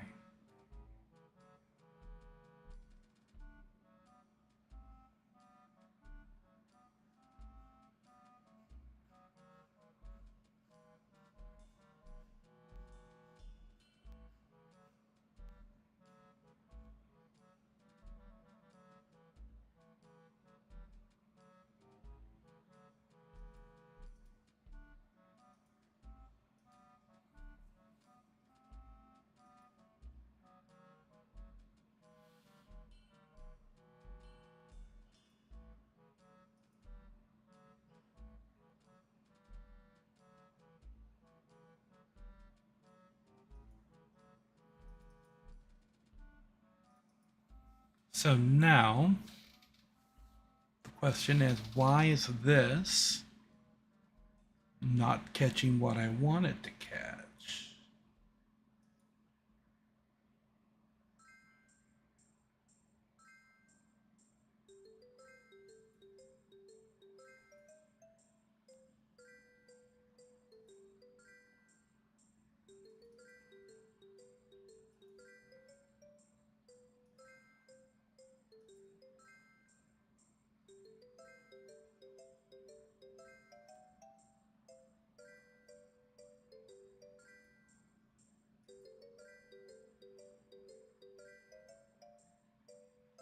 Hmm.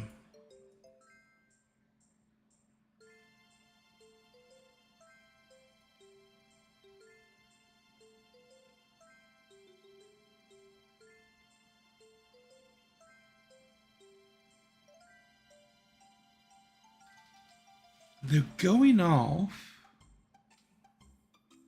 but if they're being caught,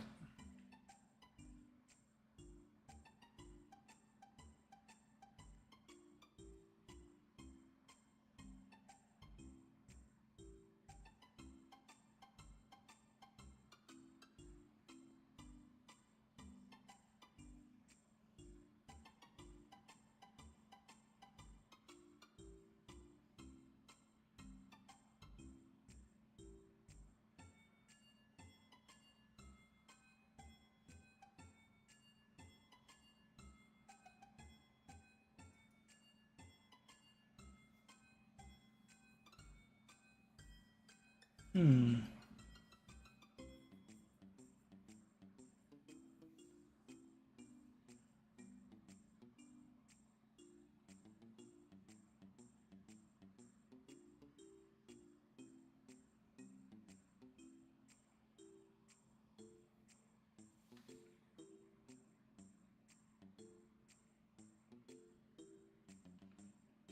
Hmm.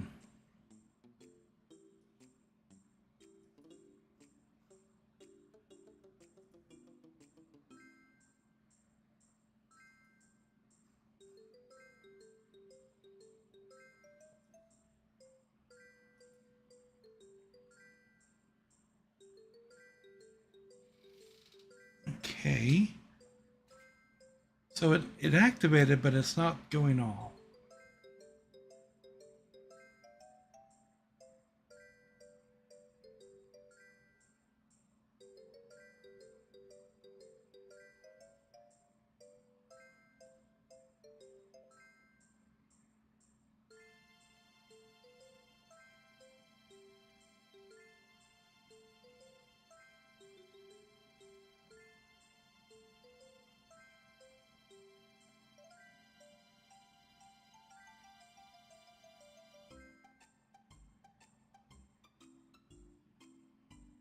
Hmm.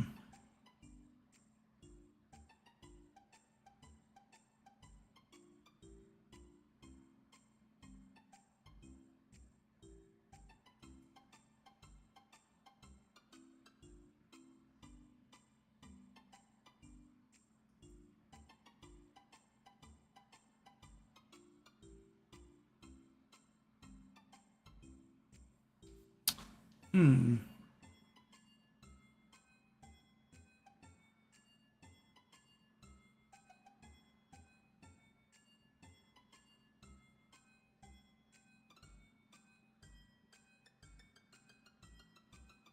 mean, it would have to be redeemed name.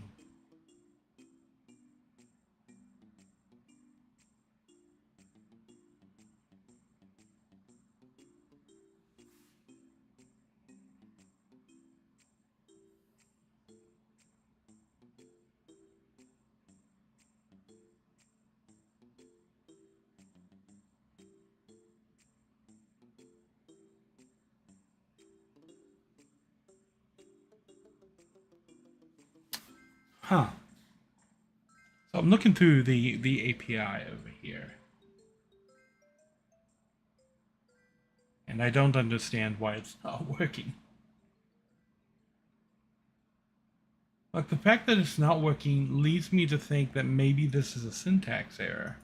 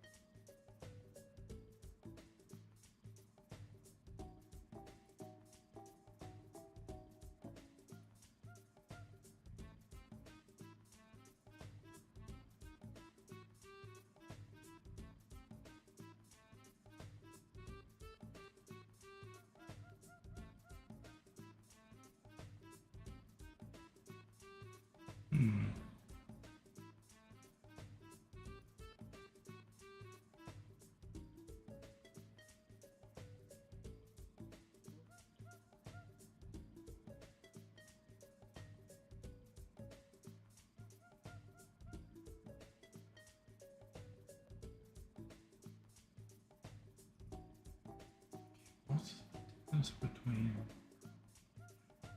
there and here?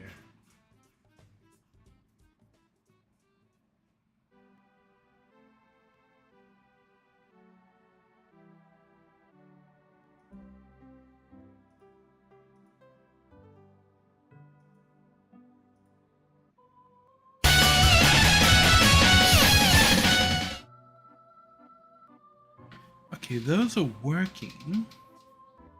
The input button is working. That one's working. This one isn't, but they're the same button. All I did was change the name of the alert, which it should still be capturing as a redeem name here.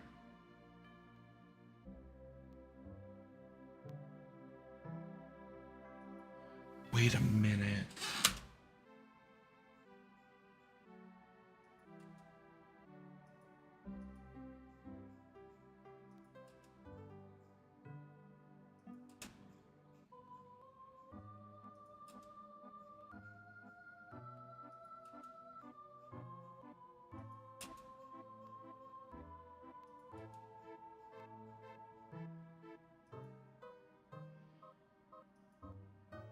Did that do it?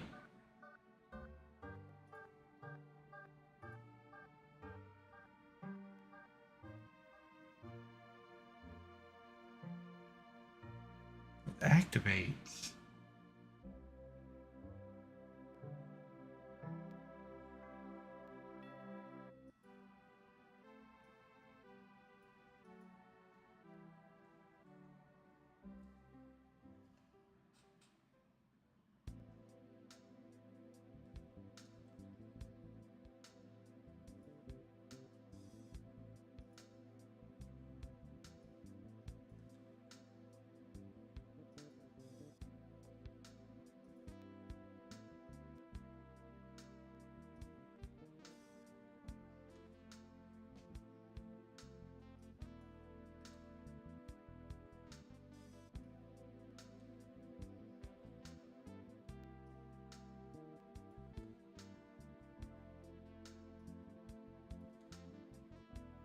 think I'm onto something here.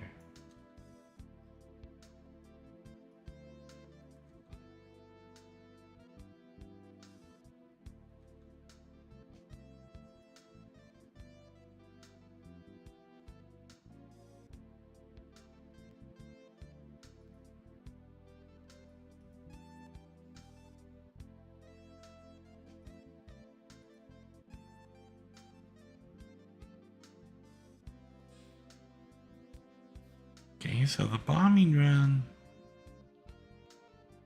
happens.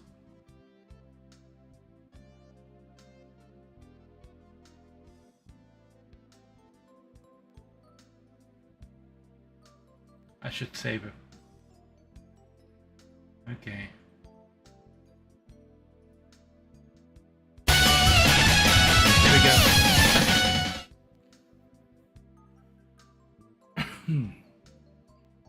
Okay.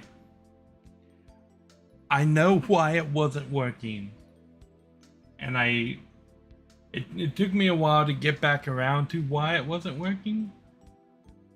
I need these to be blue.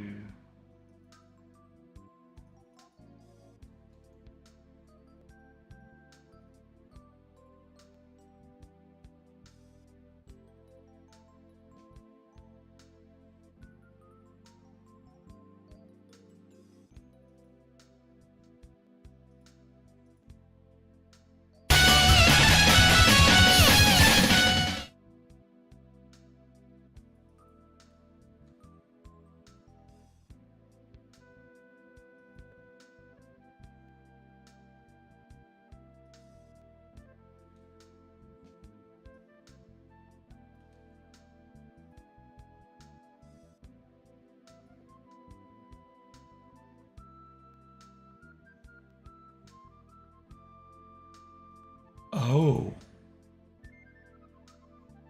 Okay.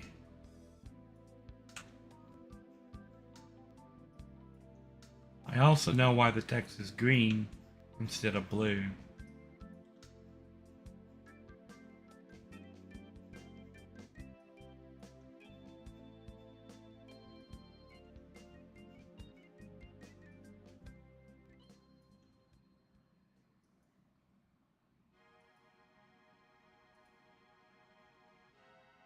Okay.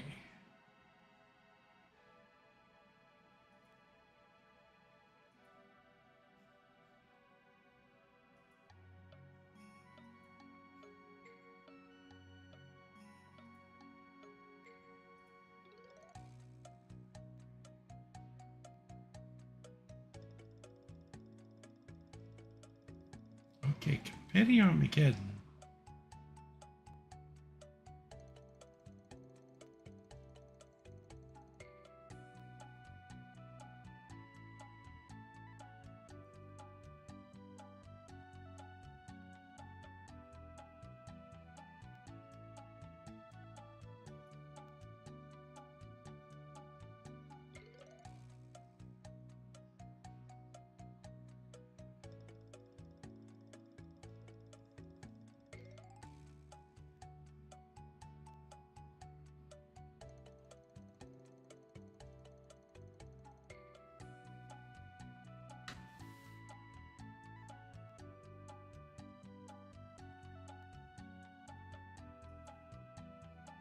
It didn't play because the audio file's not here.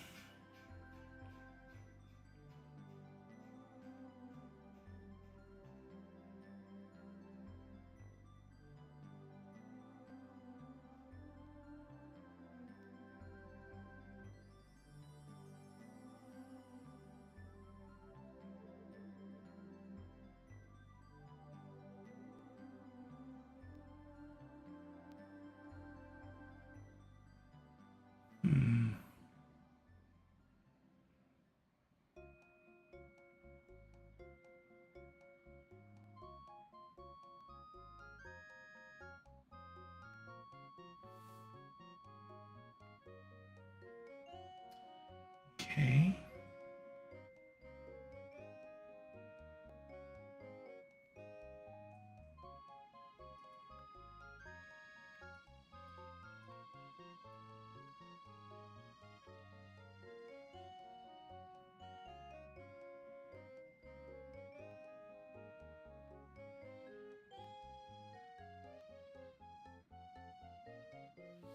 So why though? It's set to green.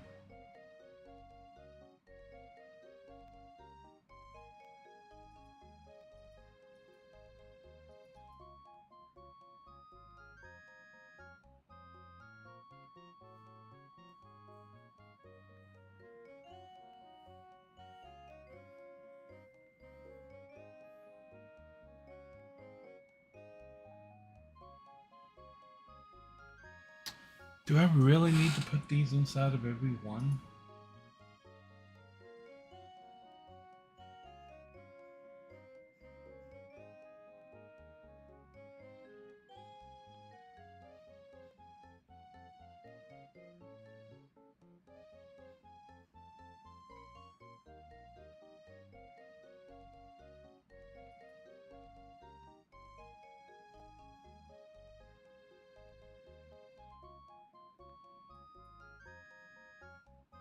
Okay.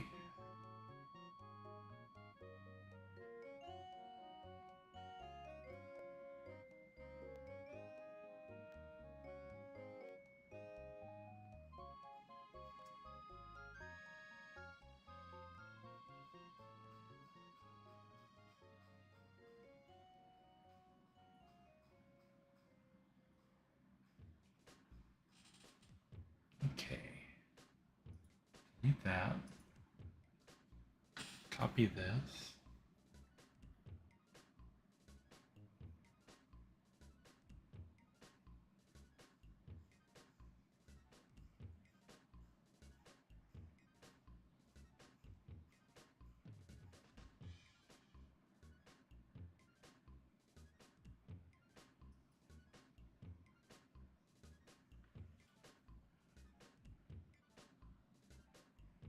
I need. Okay, that's okay.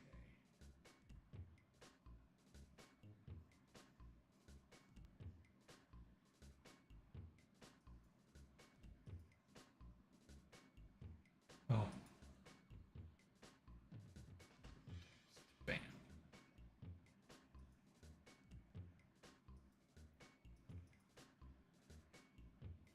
Okay. Oh. Delete that. Got two outline colors, two outline colors, two outline colors, two outline colors, two outline colors, two. Okay. Two more.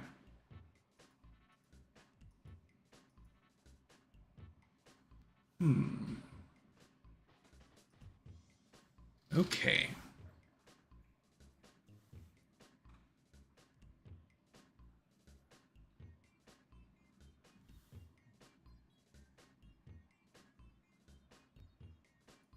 Let's copy you.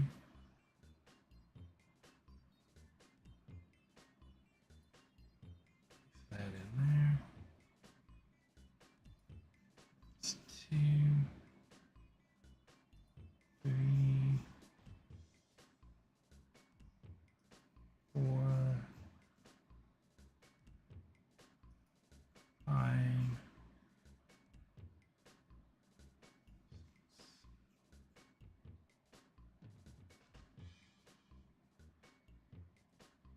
Come on.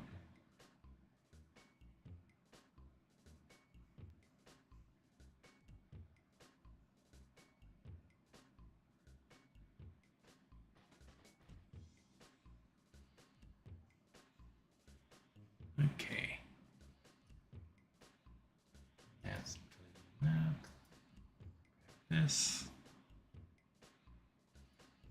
1, 2.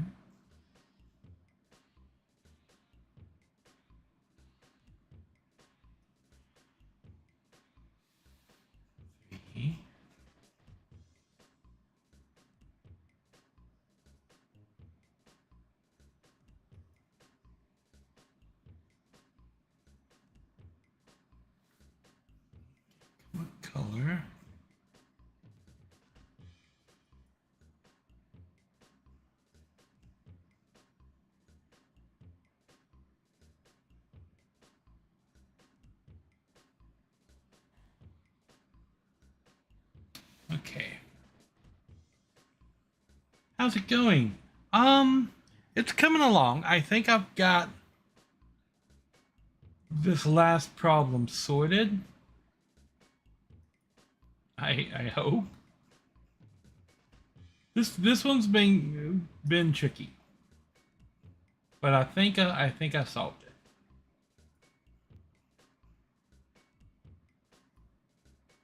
Okay, so now if I do something like hydrate, so I'm cool down. If I do something like stretch,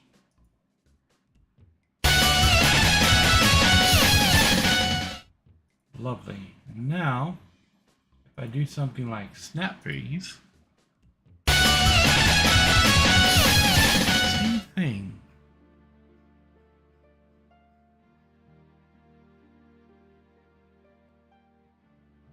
Here's 500, but why?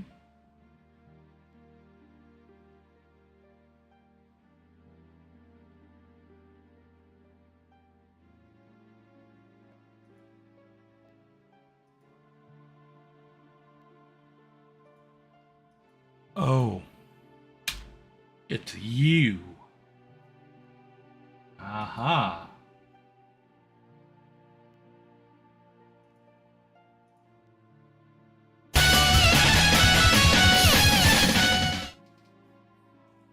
Is it though? Why is it still green?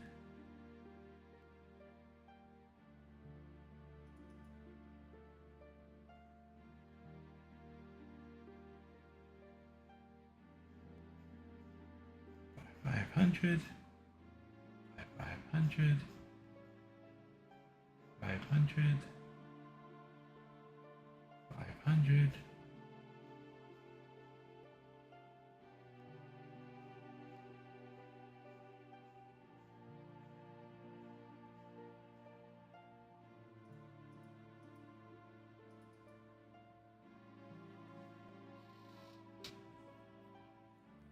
Okay.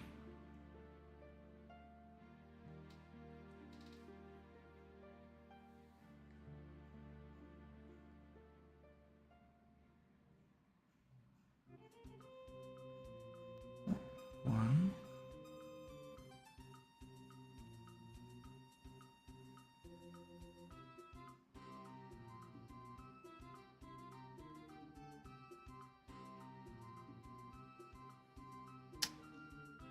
Hmm.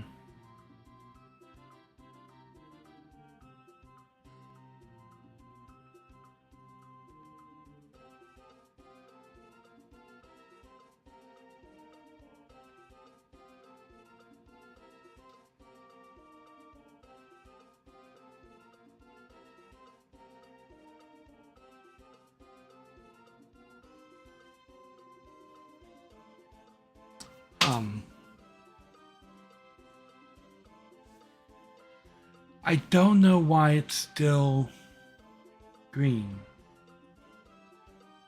By all accounts, it shouldn't be. It should be blue.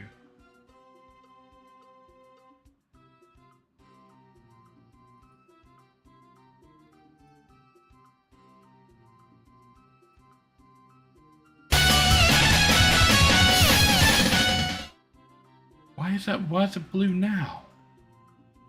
I'm sitting here trying to figure out why you're not blue, and sometimes you are blue?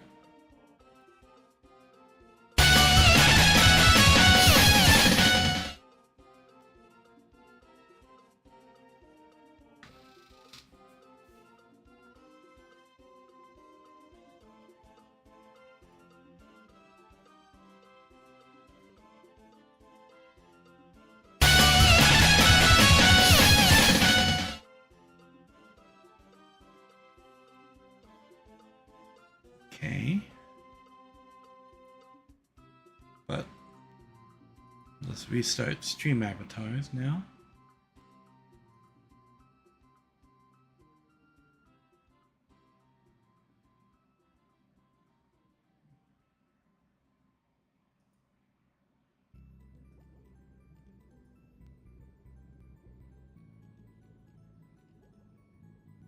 All right.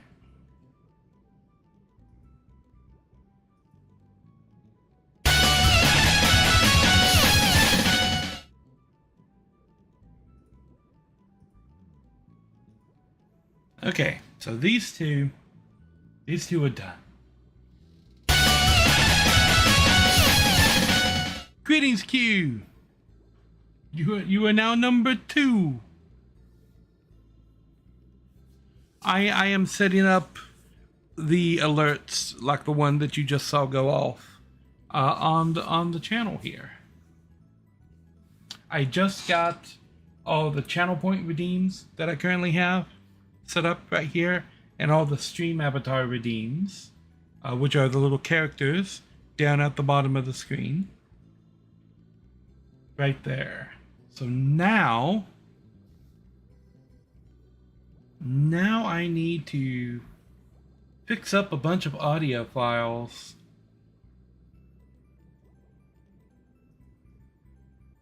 So first, I think I need a list. So let's make the list that every programmer everywhere always makes. Notepad. Library. My alerts. Let's go to my alerts. Okay.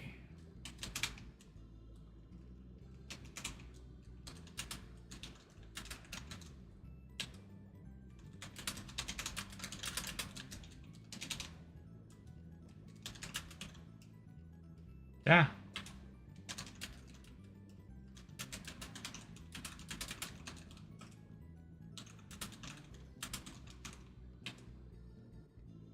Do I still have that one on there?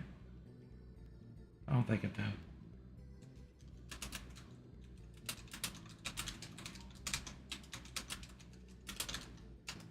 Team sucks. I need to.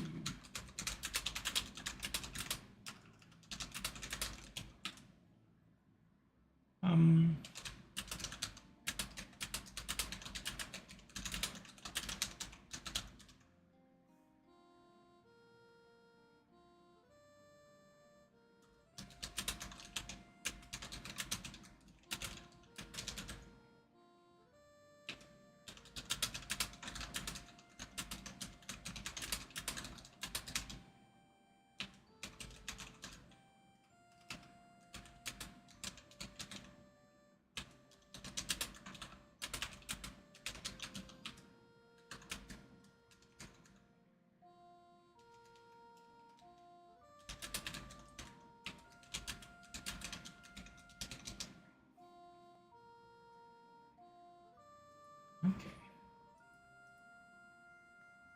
Channel point redeems.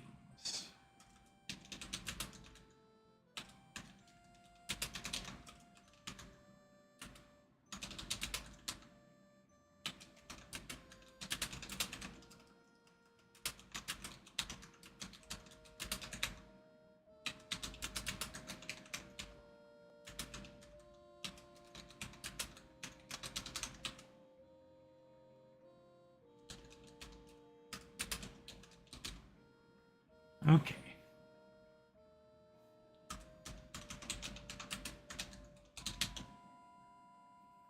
Add Leroy Jenkins back in there.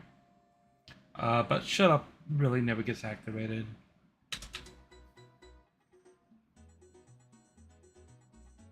Okay, so now what other sounds did I have, and where did I put it?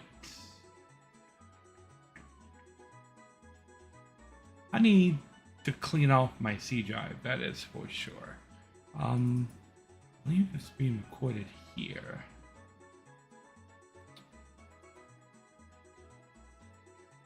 Look at all of the streams I need to go back and edit.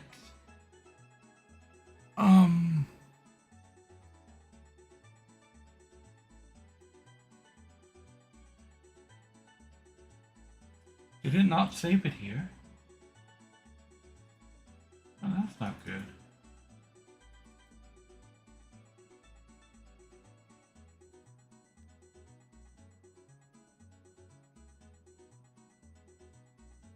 It hasn't saved it in there since 2024.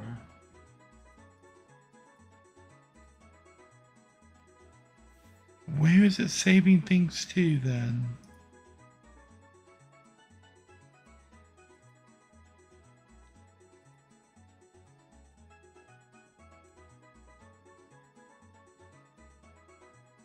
Really?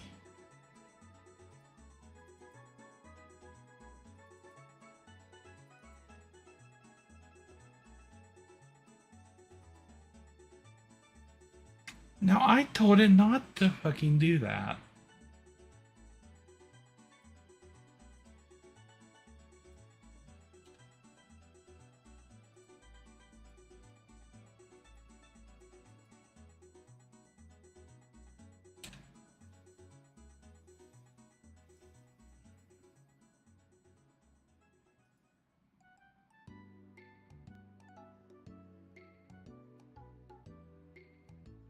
What is this clip?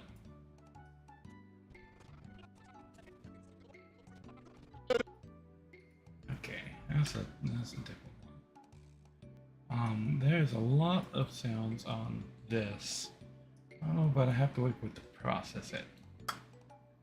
So I can't see the waveform on the bottom line here until Premiere finishes processing this file in.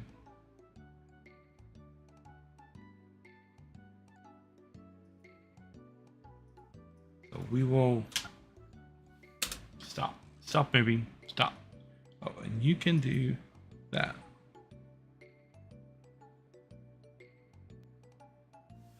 You installed a new shelf, a new home for your 3D printer. Awesome. The issue that I have is that OBS is not saving things where I told it to save it. So as you can see here by the breakdown of my hard drives, I have some places that have storage data and some places that don't have storage data, right? This is the operation drive of Windows. For some reason, OBS is insisting that it save all of my files to Windows. Like, this is bad. Because there's not a lot of free space on that drive.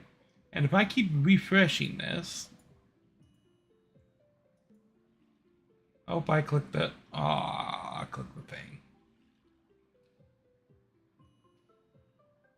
I hate that Windows 11 took the refresh button and hit it like 2 menus away.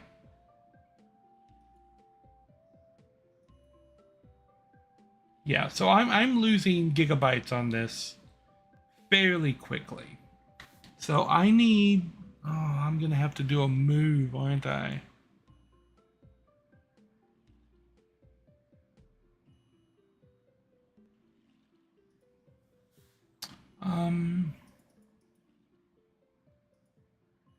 Okay, what can I move off of this drive?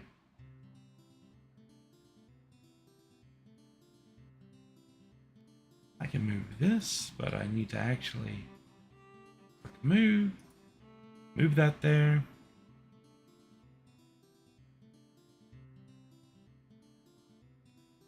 I've got to buy myself more time. But yeah, that was the issue that I had on Tuesday. OBS had saved the recording on the wrong drive. And it's been doing that a lot. Like, I'll tell it, hey, save the recordings here, and then I save the setting. And then the very next time I open up OBS, it will have reset the setting.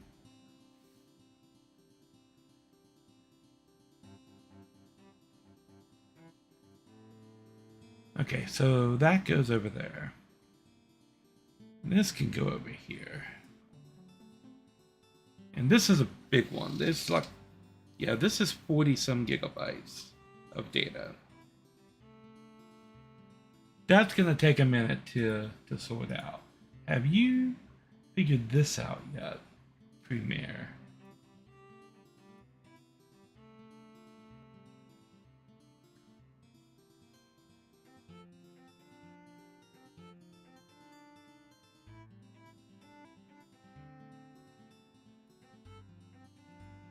did.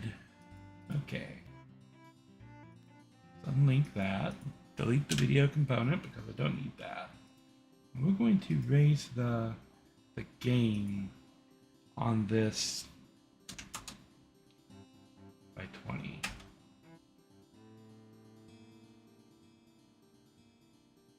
Approximately 10 hours later.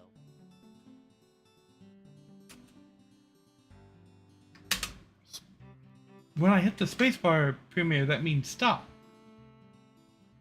Okay. Audio gain. We're going to raise this by another 20.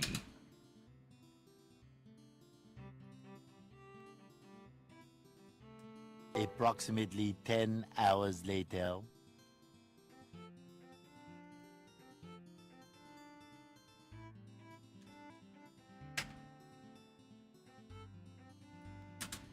Approximately 10 hours later. Okay. We'll clip on the other side of that.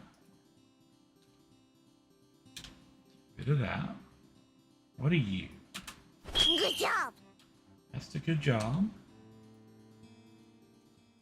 Get rid of this. Really? I pushed end? Okay, what are you?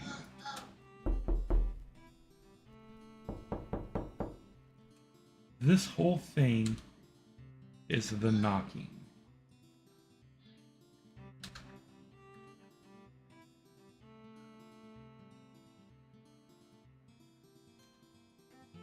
Rid of that. What is this? Leroy! This is Leroy Jenkins. And that can get the gain turned down on it. Delete this. Just this gain down by 10. Leroy Jenkins! Okay, what are you? Silver barrel roll! That's Peppy. Bit of this. Hello there. That's Obi-Wan. Bit of that. I will send you to Jesus.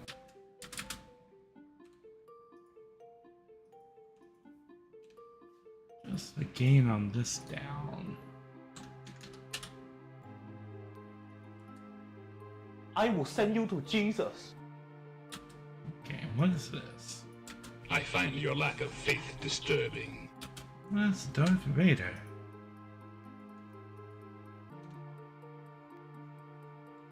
What are you? Emotional damage. Emotional damage. This one's better. But the gain is way too high. Delete that. Audio gain minus 15 on this one. Emotional damage.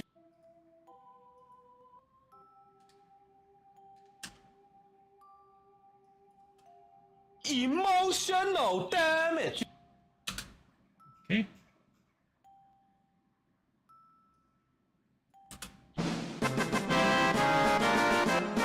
Yay! A success. Okay, so that's the ending victory music. That.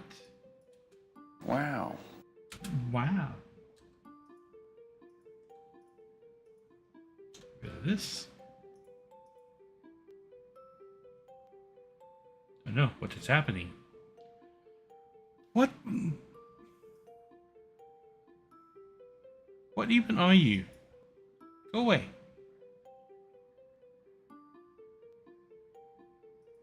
This is eating up my bandwidth. Okay, what is this?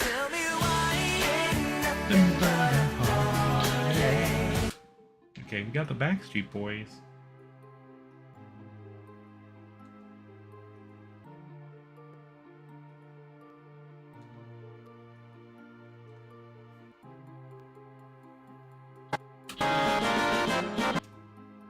turn the gain down on this. About 5. Wow. I'm gonna turn the gain down on this by 5 as well. There we go. Tell me why ain't nothing but a heartache. Tell me why ain't Nothing but a mistake.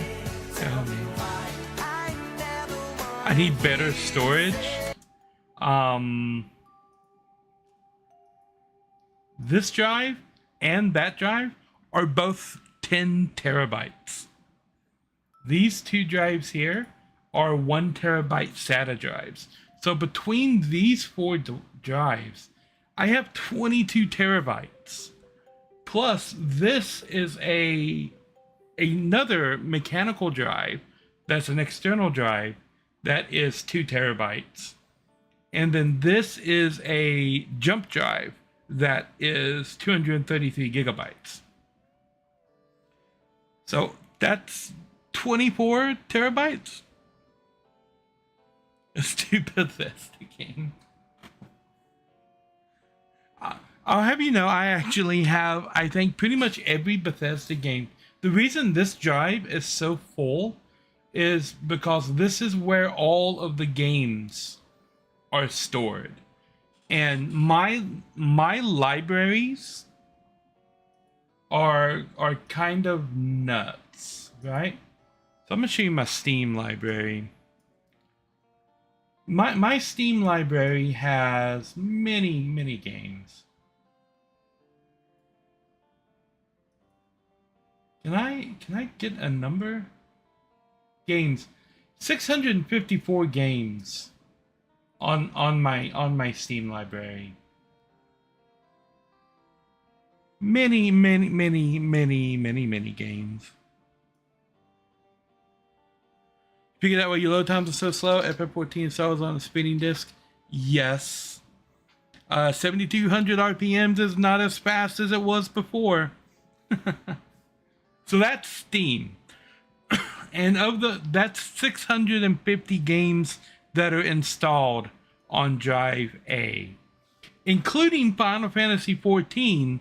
Even though I'm playing it on the PlayStation 5, I have it. I bought the game twice, so I have the full version again on the PC as well.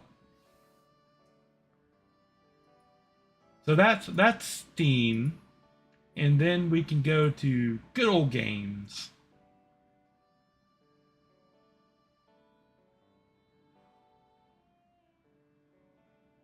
Where is it gonna open? I don't know.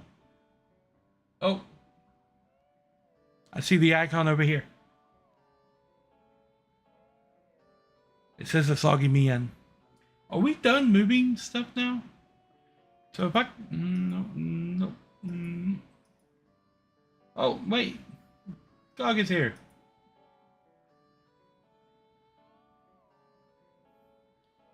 So GOG is telling me that I have 286 games installed just through GOG.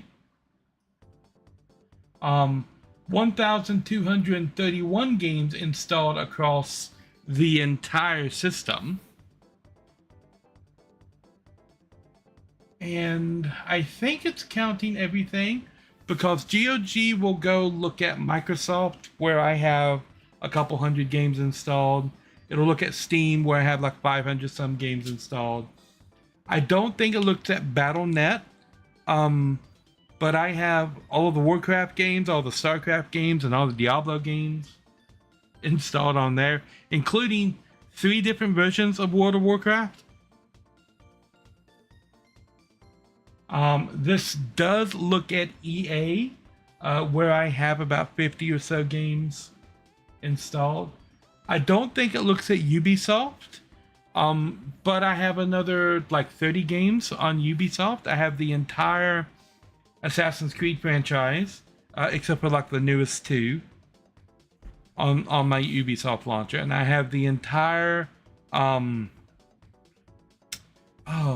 what's his name? The Secret Agent guy, the Xbox One. It's the other stealth combat game that's not Metal Gear. It is pulling Ubisoft. Okay, so that's all the Assassin's Creed stuff from Ubisoft right there. Okay, let's go see if I can't Splinter Cell. That's it.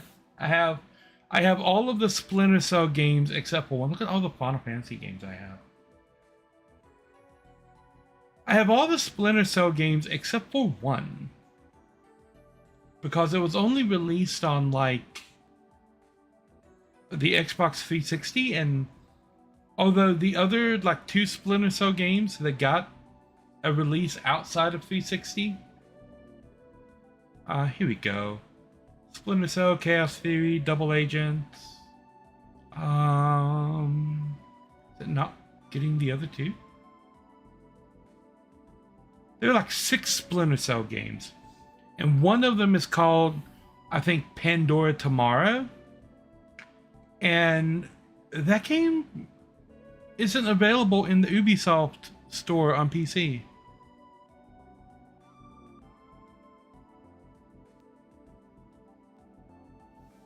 Amazon just dropped off a package. You're moving Epic 14 to an NVMe. Nice. Of my 4 drives, why am I? Oh no. Every time I open Chrome, my system lags. Of my 4 drives, these 2 are NVMe's. And this is supposed to be a scratch drive, right? This core frame here, I have my downloads and stuff on it. This is supposed to be a scratch drive where you can record videos and stuff, and then I'll move it to one of the archives later, because these 2 are spinning disk storage drives. But no, for some reason it's saving everything over here on the mainframe. And I don't know why it's doing that. But I could delete a lot of these games off of here that I'm not actively playing at the moment. I went through and counted all of the games that I had at one point, and it came up to like 5,000 or so. Because I have pretty massive libraries on GOG, Steam, EA, which used to be Origin, Ubisoft, Epic. I have a couple hundred games on the Epic Games Store. I have Game Pass, which is like a bunch of stuff from the Xbox. I have a little over 100 games on my Switch and almost 400 games on my PS5, because my library from PS4 carried over. And even a couple of things from my PS3 carried over.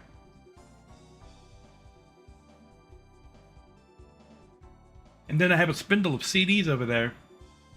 CDs and DVDs and games on there from earlier in the existence of things. Anyway, I was looking at moving things that are taking up a lot of space on my desktop to another place.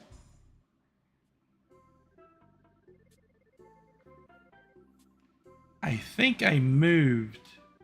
No, this one. This can move.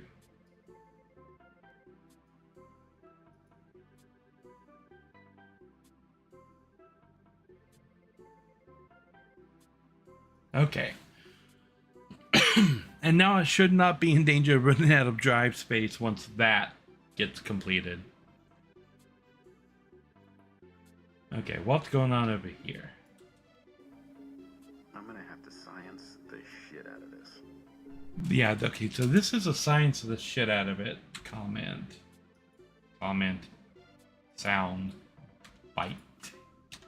That I need to ramp the volume way up on.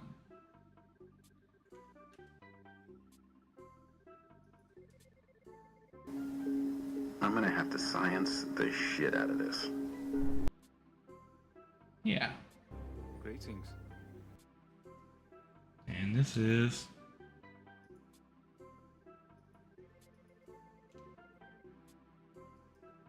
where I got my little intro thing from. Greetings. Okay. What are you? Your mother was a hamster, and your father smelt of elderberries. Okay. Fix that. There's no I in team, Griff. Yeah, there's no you either. So I guess if I'm not on the team and you're not on the team, nobody's on the goddamn team. The team sucks. Red vs. Blue was an awesome little show back in the day.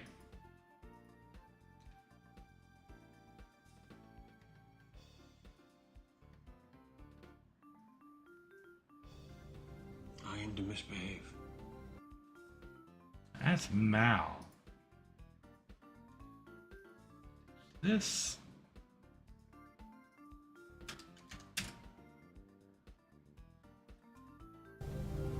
I aim to misbehave. Well, my days of not taking you seriously are certainly coming to a middle.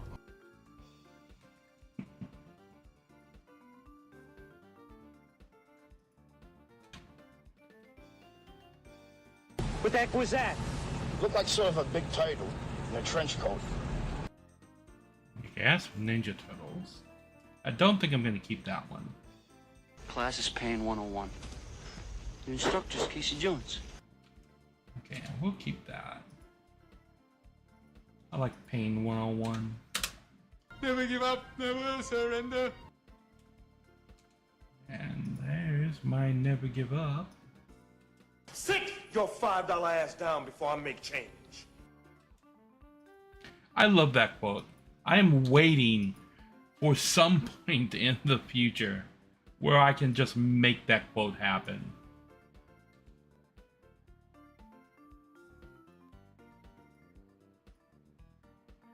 Why are you doing? Stop. Stop doing things.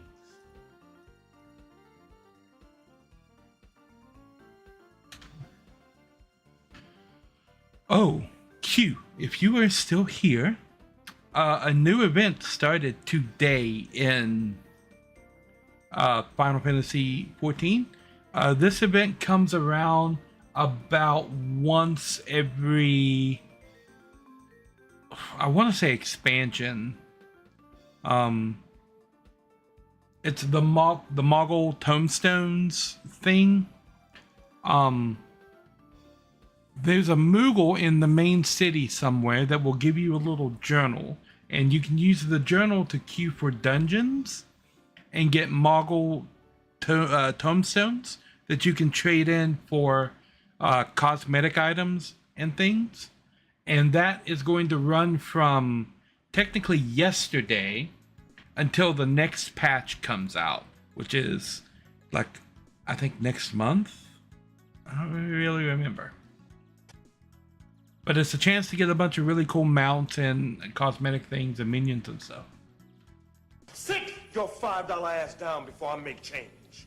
That's right. Okay, yeah, that's what it was. Now, at exactly what point did we lose control here?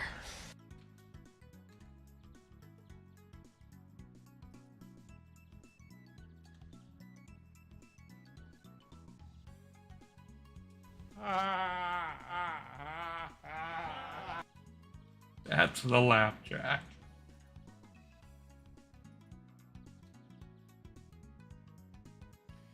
I saw somebody make a video about it earlier, and I watched it before YouTube started recommending me other FF creators, and then I can't watch their videos anymore. Could you possibly try not to hit every single one?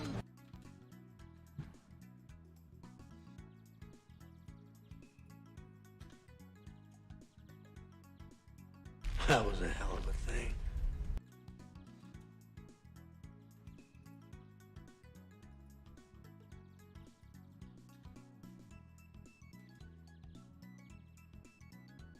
by Grabthar's hammer.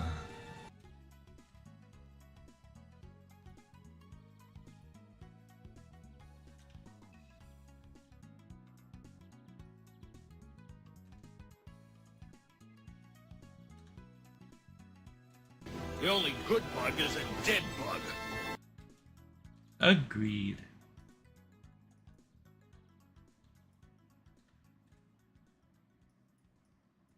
I mean, come on. How do you guys expect to beat me?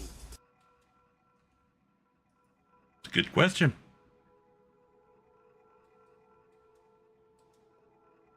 And it exploded.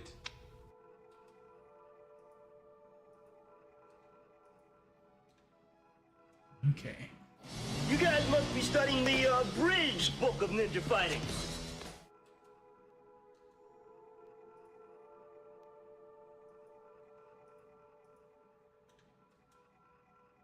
Forget it! I'm not doing it! This episode was badly written! Okay, I think we can skip that. And his name is John Cena! John Cena! Although that is way too loud.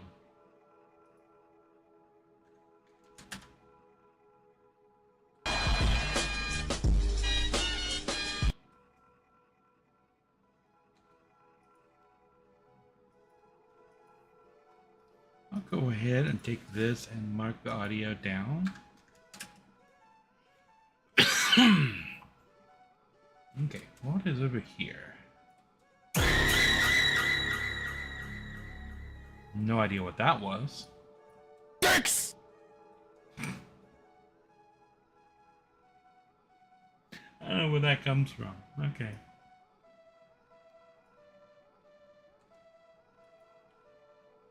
Thank you, Zentrea.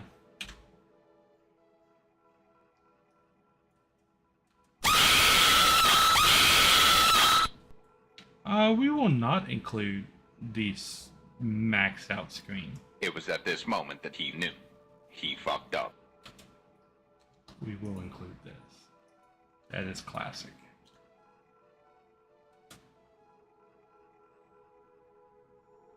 Just do it! Make your dreams come true!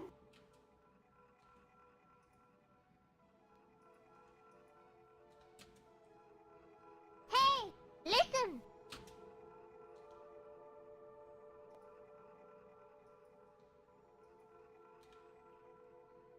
Okay, Navi.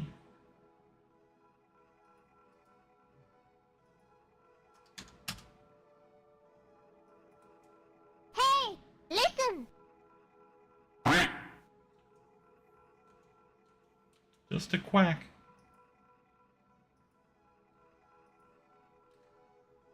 No, God! No, God, please, no! No!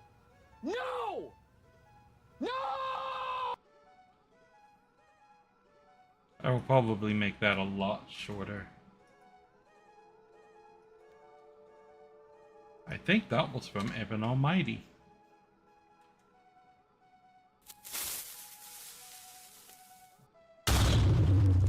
That's a creeper. Got him! Oop, oop, and oop. And delete this. And came slightly down on that.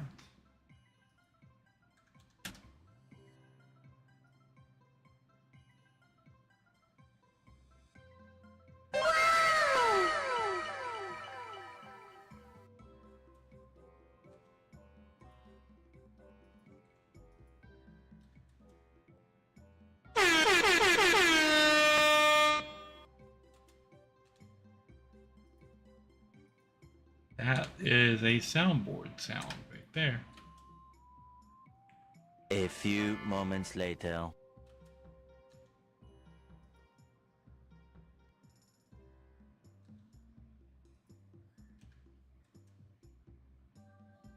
I'm in danger! Okay, Ralph.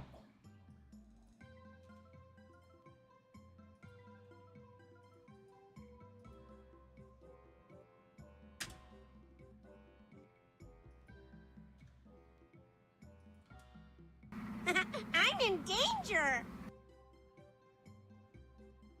You suck.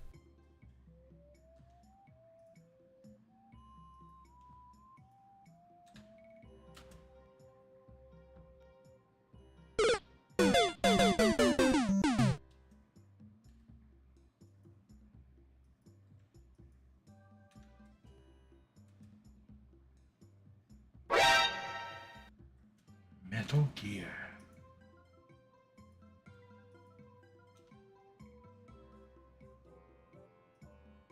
You can't touch this. You can't touch this.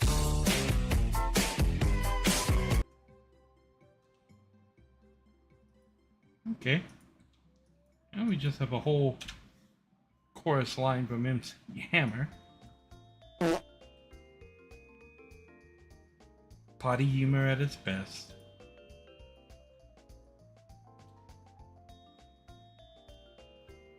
I'm going to turn the gain on this down. You can't touch this. Okay. Smoke weed every day. I think we can skip Snoop Dogg.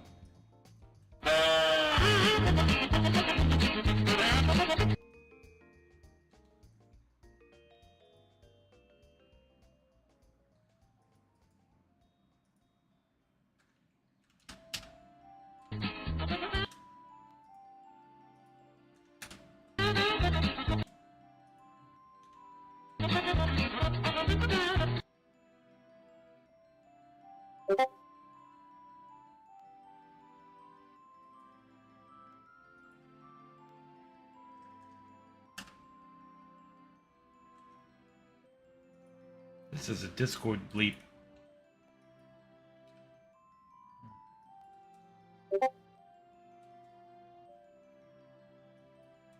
The fuck you say to me, you little shit? Okay. Fuck this shit, I'm out.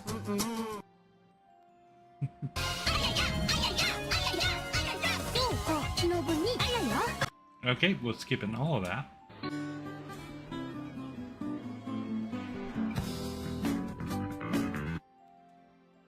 That is that continued meme.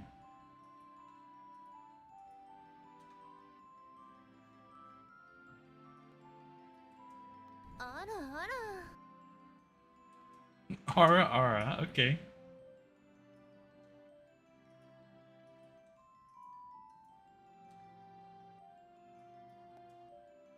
Ooh.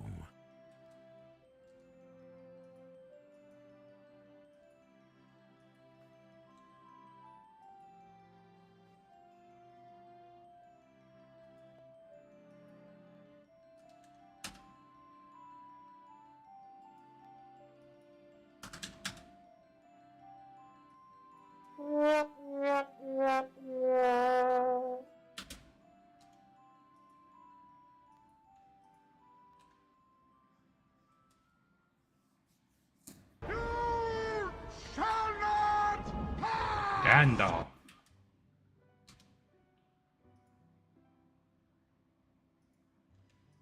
Delete this. Hello, darkness, my old friend. I've come to talk with you again.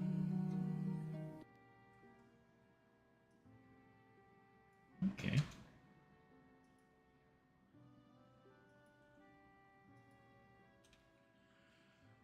Even though Simon and Garfunkel, like, I believe they wrote that song, I think Disturbed did it a whole lot better. What? What the fuck? I got a bad feeling about this.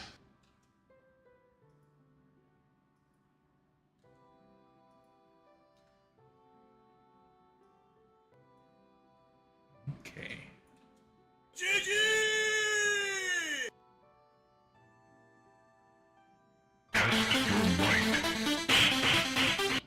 Mortal Kombat? Sounds like they have finished it.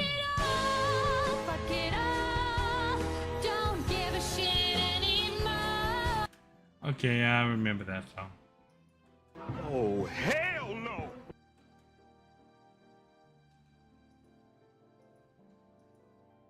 All of that. No, this is Patrick. I believe we were talking about this exact line the other day. No, this is Patrick.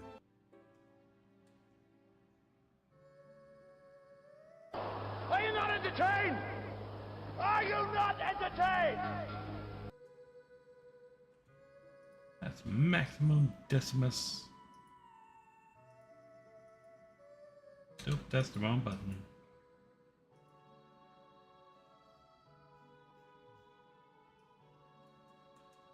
If you guys have a prime, slap that prime on the table like a... Nope. Okay. Now it's time to leave and make it alone. A little bit of NSYNC. Oh my god! Subscriber hype.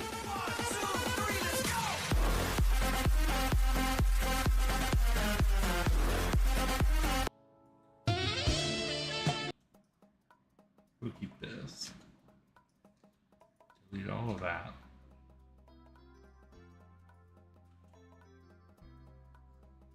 Oh, I need to.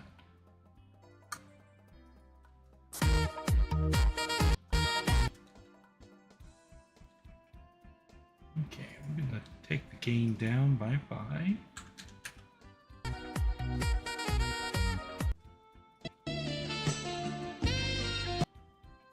Okay.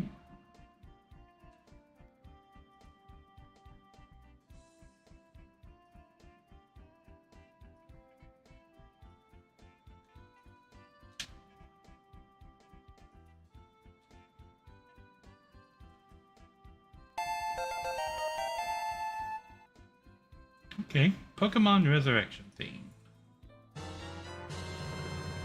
Open the box in Zelda.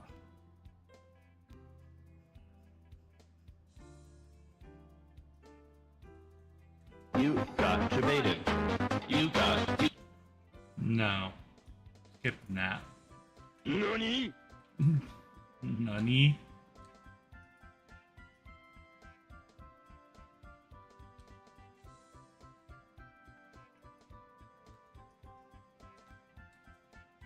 Hey, listen!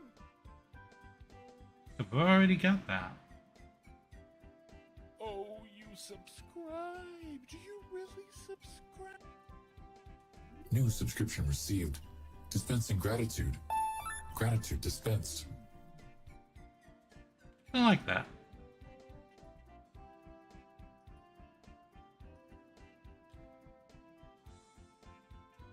Hold up.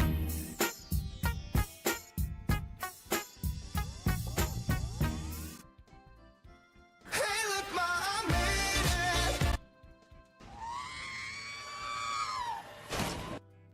Right.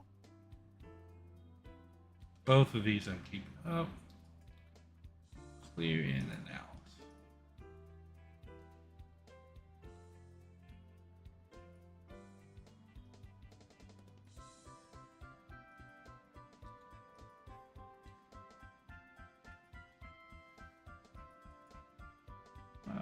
Game.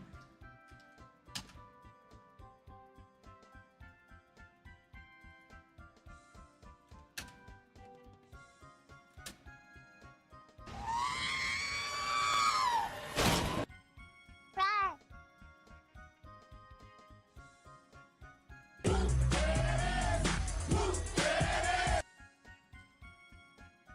That's a classic song.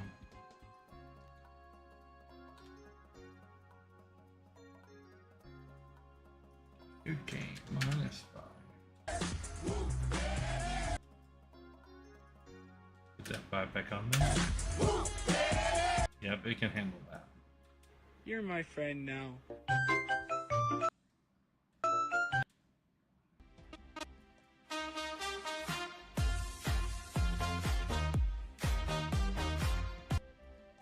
May I have your attention, please? Okay, we'll keep Slim Shady around.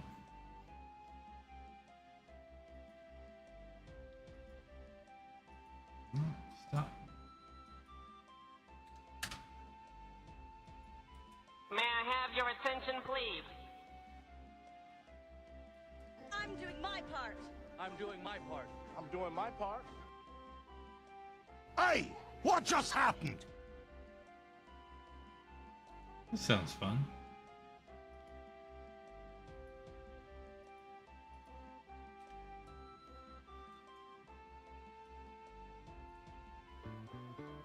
Thank you for being a friend. Golden Girls.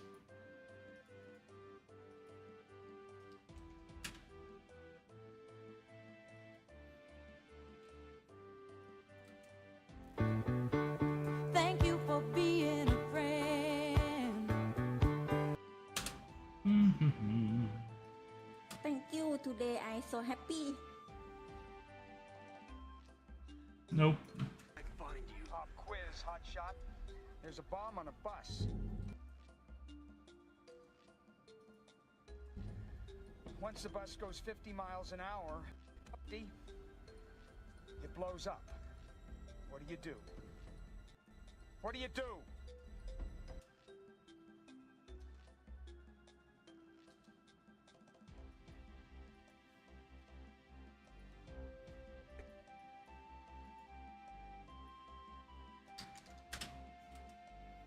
I find you. Pop quiz, hotshot.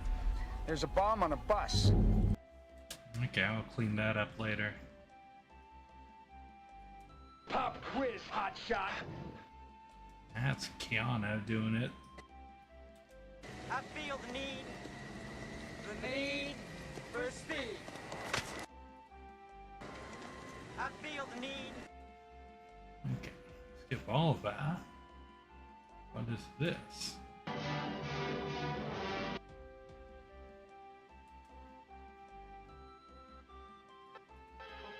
Oh, yes, dear. Oh, how do you do, Mr. Brewster? How are you? Well, Oh, this is from a movie. will you get out of here? Mortimer, what in the world is going on around here? I wanna... You can't marry me 1 minute and throw me out of the house the next.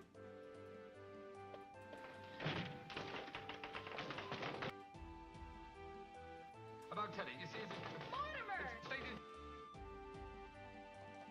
Brewster. My name's Gibbs. Oh, hello, long distance? I want the Happydale Sanitarium, Happydale, New York.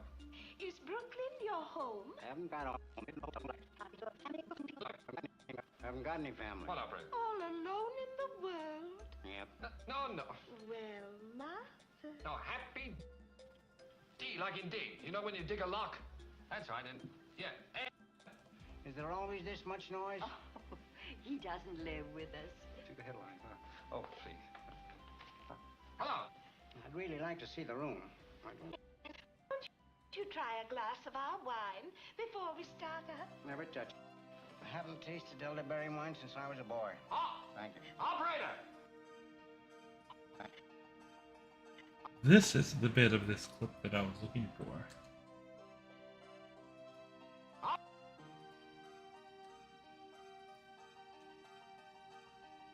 Operator. Look, I don't want the Happydale Laundry. I want the Happydale Sanitarium. Okay, not that part. Yes, like a broken record. Have your own elderberry bushes? No, but the cemetery's full of them. Hello, operator. Look, operator, what's taking you so long? It's only across the river. I can swim it faster.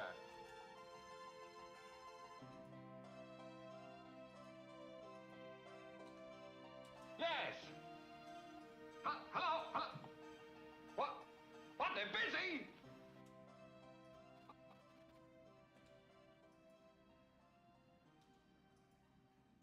This part. They're busy? Busy? Look, they're busy and you're dizzy. No, I'm not drunk, madam, but you give me an idea.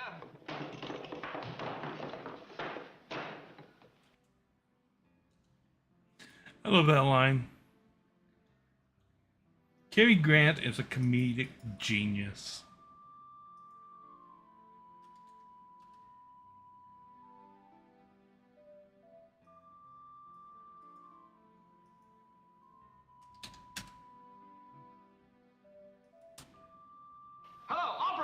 Look, operator, what's taking you so long? It's only across the river. I can swim it faster.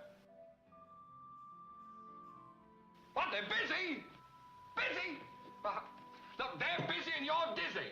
No, I'm not drunk, madam, but you give me an idea.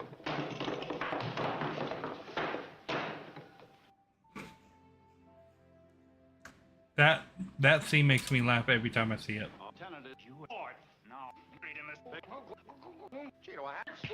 This is me looking for.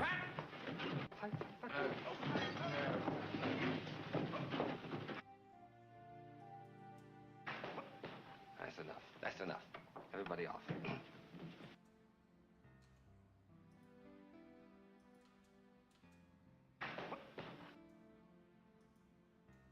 Okay, that. This. Here.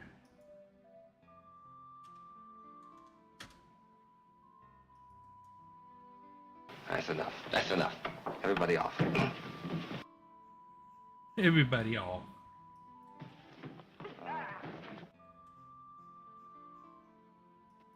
Oh, Elaine. Elaine. Well, then why have you been treating me the way you have? Darling, I love you so much. Crazy? No, I don't think so. It's only a matter of time. Okay, right here.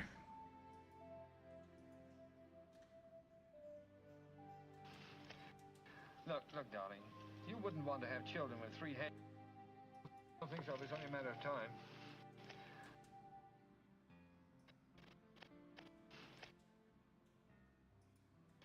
Look, I mean, you wouldn't want to set up housekeeping in a padded cell.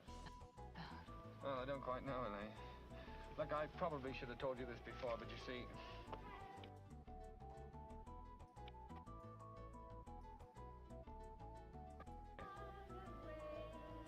practically gallows.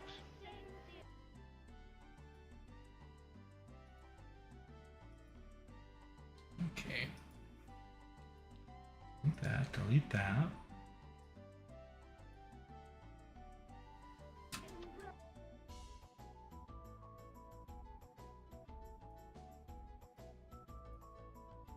Okay.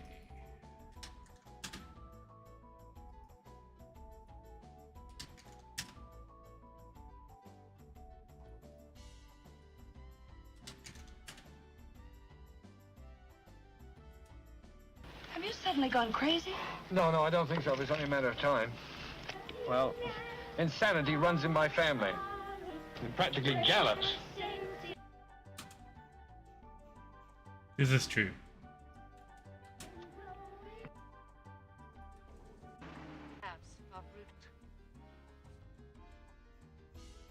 It's over here. So what do you do for them? Nothing. Seems so unnecessary. Well, that's what we call overkill. What we call psychotic. That's from Clue. Unless he wasn't dead before. What's the difference? That's what we're trying to... Nobody can get into... Mr. Bodie, dead. Again. Oh, my God. You've got blood on your hands. This is what I was looking for in Clue. I didn't do it!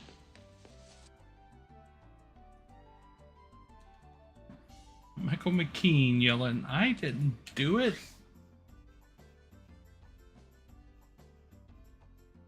What is this?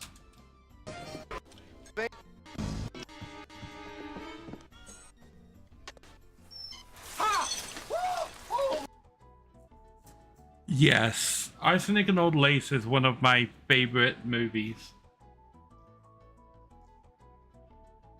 That scene where he's on the phone losing it with the operator, it makes me laugh every single time. No, I'm not drunk, madam, but you give me an idea.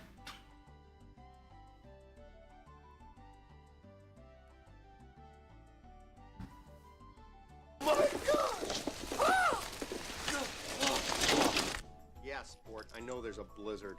When are the long distance lines going to be repaired? And this line from Groundhog Day I was looking for. Well, what if there is no tomorrow? There wasn't one today.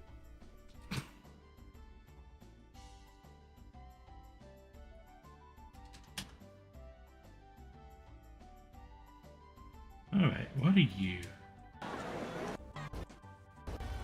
Come on, well, that football field out there tonight. Let's go. Hammer. Come on, let's see. Don't you defense.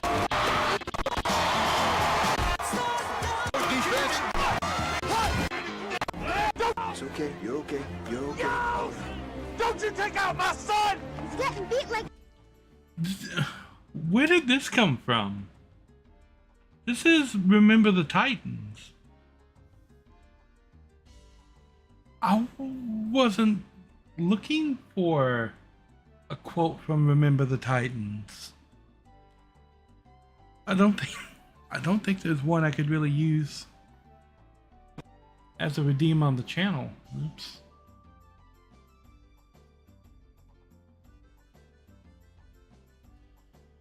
Don't you drift to the strong side. Coach, they're calling a holding penalty on me every time. Did I ask for your excuses? You want to act like a star? You better give me a star effort. Do you hear me? Did it just put the whole movie on here? You blitz all night! That is a good movie though. What is this?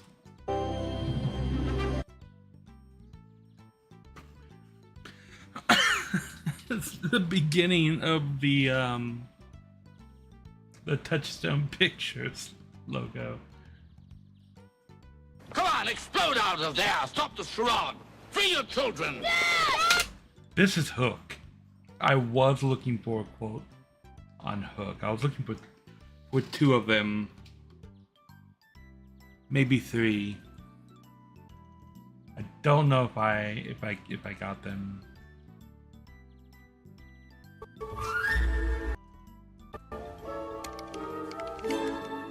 You promised people the war of the century.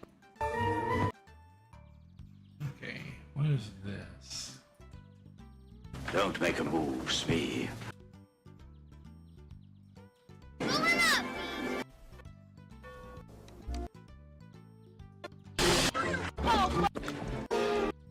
You know that?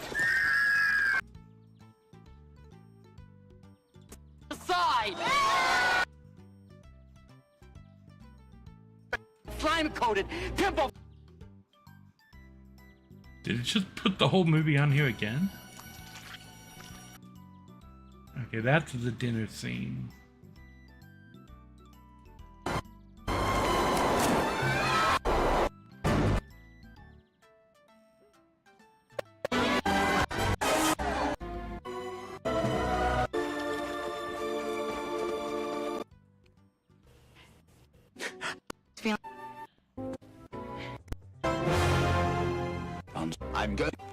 It's really going. I'm going to ask you to bend your head.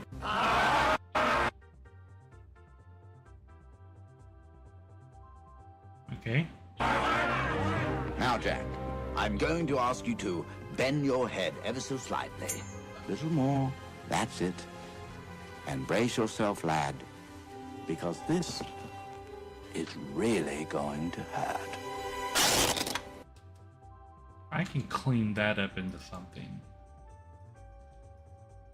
We'll delete all of that. Has it been 3 days? Those smashing tights again, Peter. Go free. Why don't you ask the lad? Jack, give me your hand. We're going. Good form. You see, Pete. Good. I am home.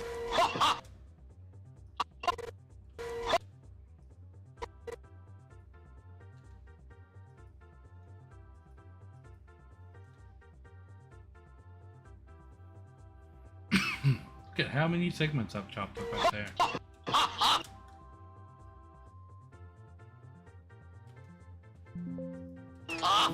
Good form. You see, Peter, he is my son. and prepare to meet thy doom.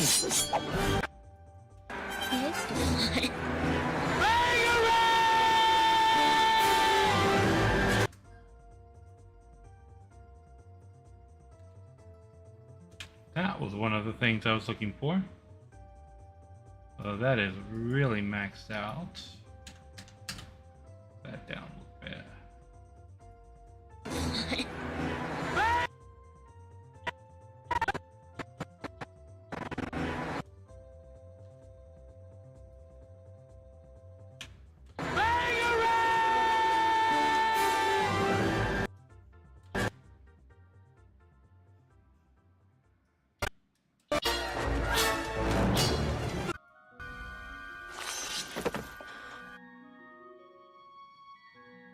Are you ready for me, Peter? What are you talking about? You are home.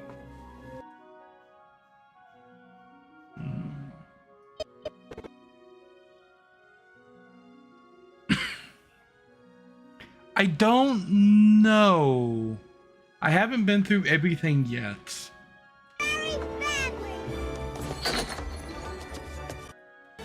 I swear to you, wherever you go, wherever you are. I swear to you. I swear. Wrong at the doors of your children's children's children. Do you hear me? Children's children. Do you hear me?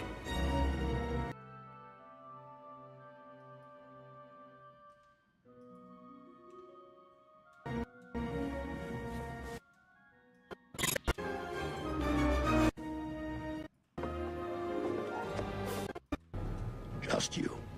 You got me, James. Hook. Back. And the hook is...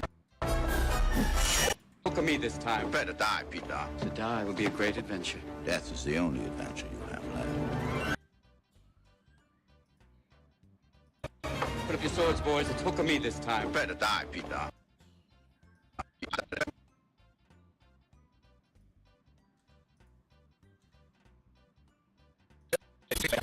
He's obsessed with success and runs it hard. Now we end this. Tick-tock, Hook's afraid of an old clock. Good form.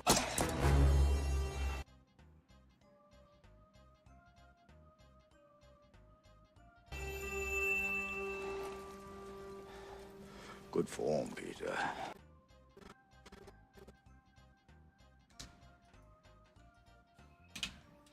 Good form, Peter. I am fallen.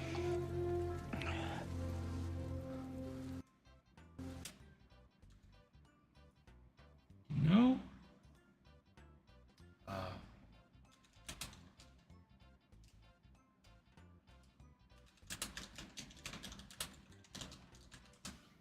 Add that to the list. And RoboCop.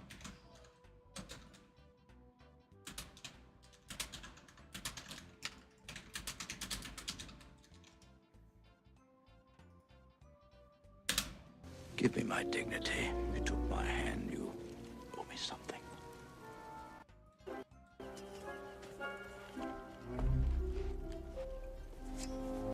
Theo, you kidnapped my children. You deserve to die. Strike, Fan. Let's go home. He's just a mean old man. That's your child. Good form, Jack. After all. There. What would the world be like without Captain Hook?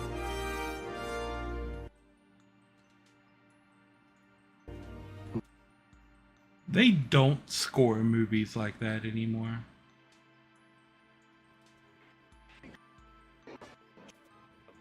Hide here. A mobile. Nice space. What is this?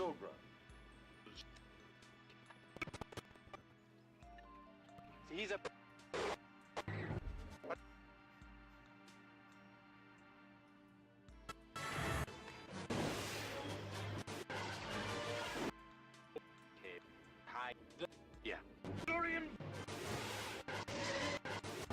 Closing. In range in 5 clicks. Get ready. I've blocked its beaver freak. Alex, fire! We gotta get through the fighters. We're dead. I'll have it all figured out by the time we reach the frontier. Oh, this is the last Starfighter. What's that? The frontier. Yeah, I like that. We knock out the turret to get the fighters. But to get the turret, we gotta get through the fighters. We're dead.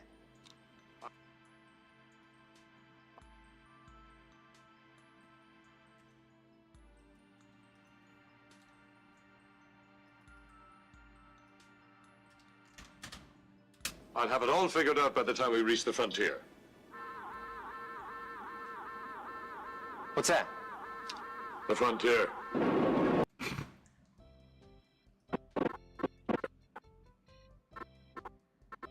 Frontier. Okay, I'll clean that up later. Reach Rylos in 20 clicks. Squadrons of deck fighters. Sends out the commands to the deck fighters. Get through the fighters.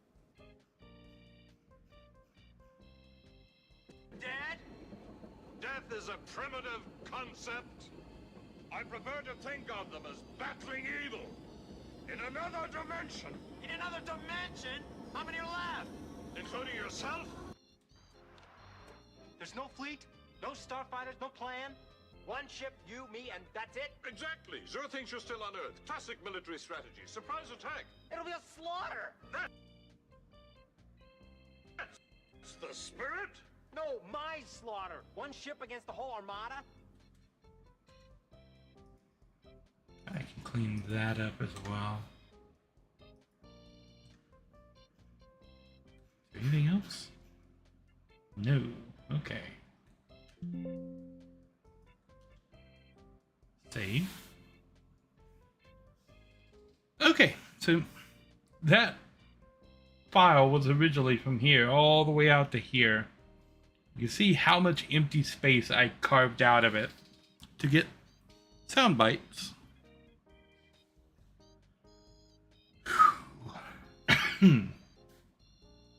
Okay, let's go look back at this. I mean, okay.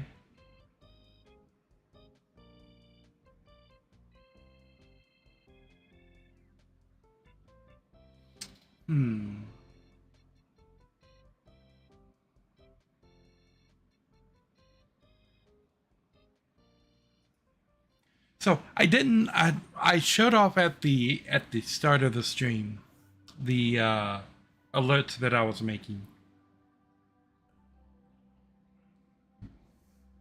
But I suppose I could go over them one more time.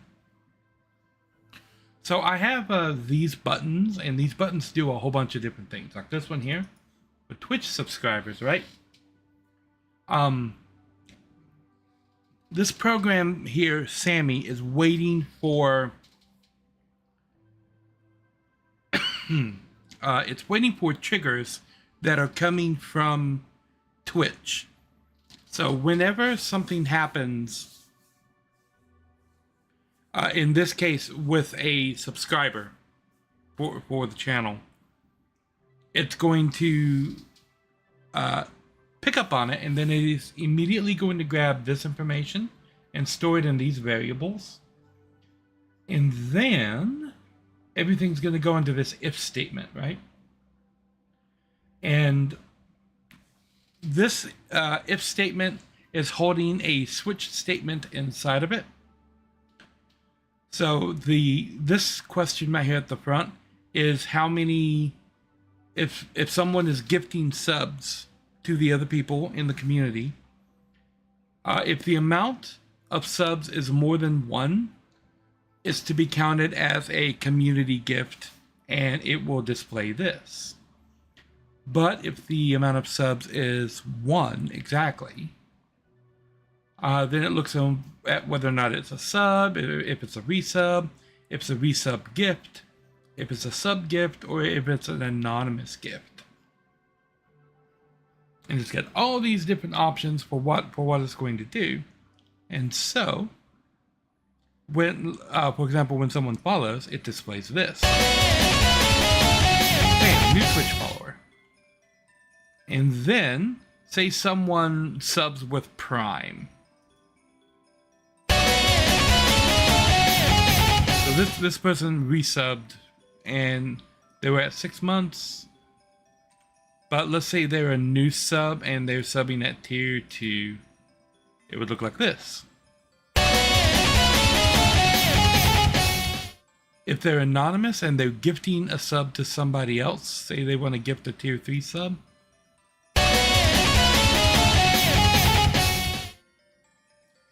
or say someone is gifting multiple subs to the community, like someone gifted 2 subs out anonymously. In this case, it's going to go off 3 times.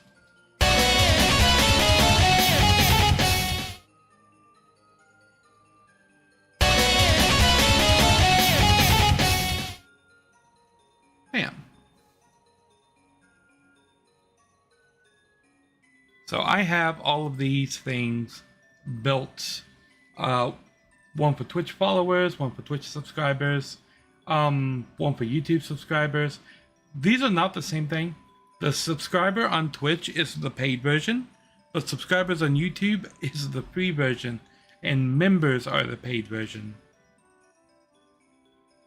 And then raid's really cool. When a raid goes off, it does a whole bunch of things. I can just do a test raid. Bam. So, you can see on the chat here, it's got a little note up top. I just use Lojo for an example. To follow the person who just raided. It's going to do the shout out command, which is for the little guys walking around in the stream avatars, these guys.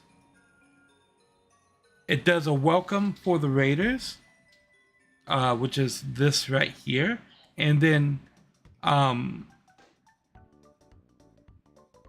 it asks my audience to go follow the person who just raided and shows what game they were playing. So this is the welcome to the raiders, and this is the advertisement to follow the person. And then it does the Twitch version of the shout out, which pins them up their channel up here with a follow button. So all they have to do is click on it. I normally have to do all that stuff manually when a raid begins.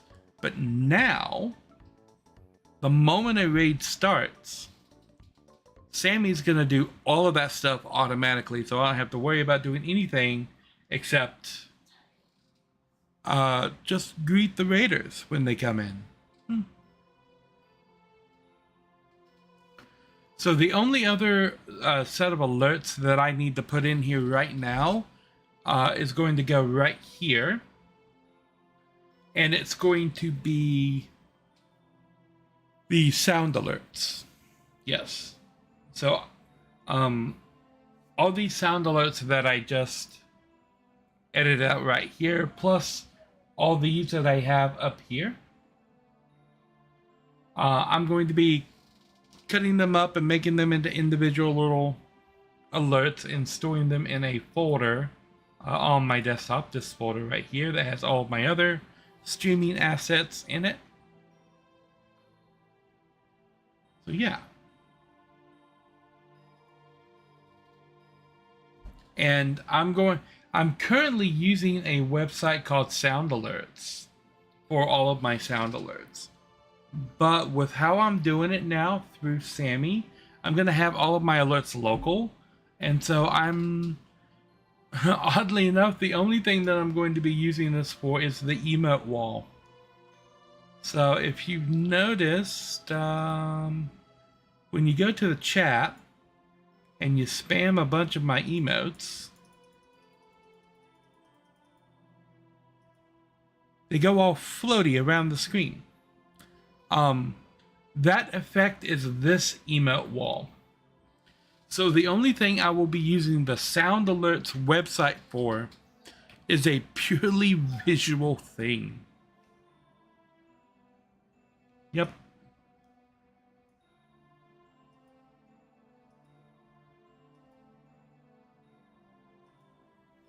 And then I gotta fix Photoshop.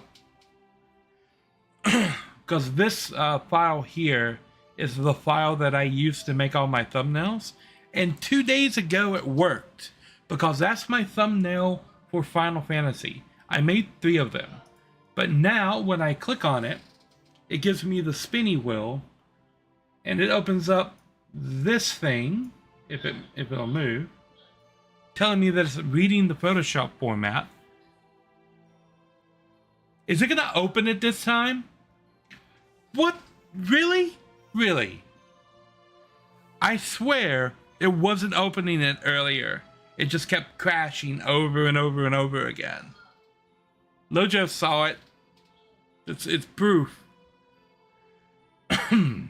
Anyway. Well, now that I can get back in, it reset the thing again. Now that I can get back in here, I'm going to reset and chop this way up, and probably have a different Photoshop file for every thumbnail that I do instead of trying to put them all in one file, because I don't know what they're doing with Photoshop. Yes, you saw it not working, but it's working now. I don't know what Adobe is doing with Photoshop, but it is becoming more and more unstable. Like, I don't know what they're doing, but it's become more unstable over the past month than I've ever seen it before. Not that I can really complain on it, because they've given me like half a year for free. There are a lot of interesting things you can do with Adobe if you just call them. And one of the interesting things is they will give you free stuff, right? So last October, I let my subscription lapse because I just wasn't using it all that much. I already had everything that I needed like made already. And they sent me an email asking me to call them to get my account back. So I did. And the guy that I talked to said, oh, if you go ahead and buy your service back at full price, I will give you the next 3 months for free. And I'm like, I can do that. And so I got the entire Adobe Creative Suite for free, to basically like right at the start of January, when I let the subscription lapse again. And then I got the same offer from them again. Come in and pay for 1 month, this time at a 60% discount, and get the next 3 months for free. So I don't have to pay on my Adobe subscription until May. And then I'm not paying the $60 a month, I'm paying $40 a month. And they've got that price locked in for the entire year. So I'm like, I suppose. Like, am I allowed to complain that their software is getting worse when they're letting me use it for free? I say letting. I remember when the Creative Suite was something you had to buy. It was like $2,500, but you bought it and it was yours forever.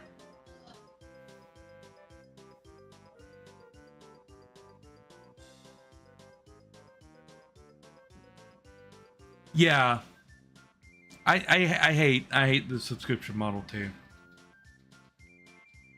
But Adobe is a company that never really catches flack for the stuff that they're doing. But they've killed so many things that they could have just kept on with, like Flash. Like what? Why did you need to kill the Flash player? You could have kept that technology around. I mean, you murdered Newgrounds. Adobe murdered Newgrounds. They didn't, but I'm gonna go with that. Yep, when they deleted Flash for no reason, killed the whole website. I refuse to believe that Newgrounds still exists. I do. It's not there. Nope.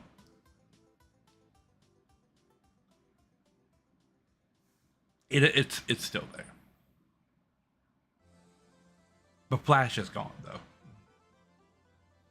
And they killed Director before Flash, but they killed that when they bought Macromedia out.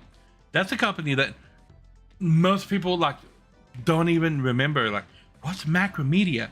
Macromedia was the company that originally created Flash and Dreamweaver and InDesign and Director and all of these programs that are now like wholly 100% Adobe products.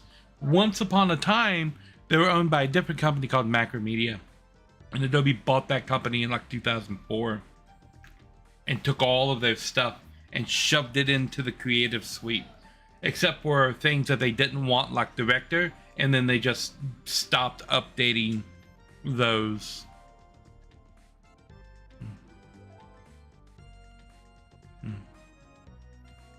The history of things with Nari. Anyway, I don't know. I don't want to close this now that I have it open. Because it may mess up again.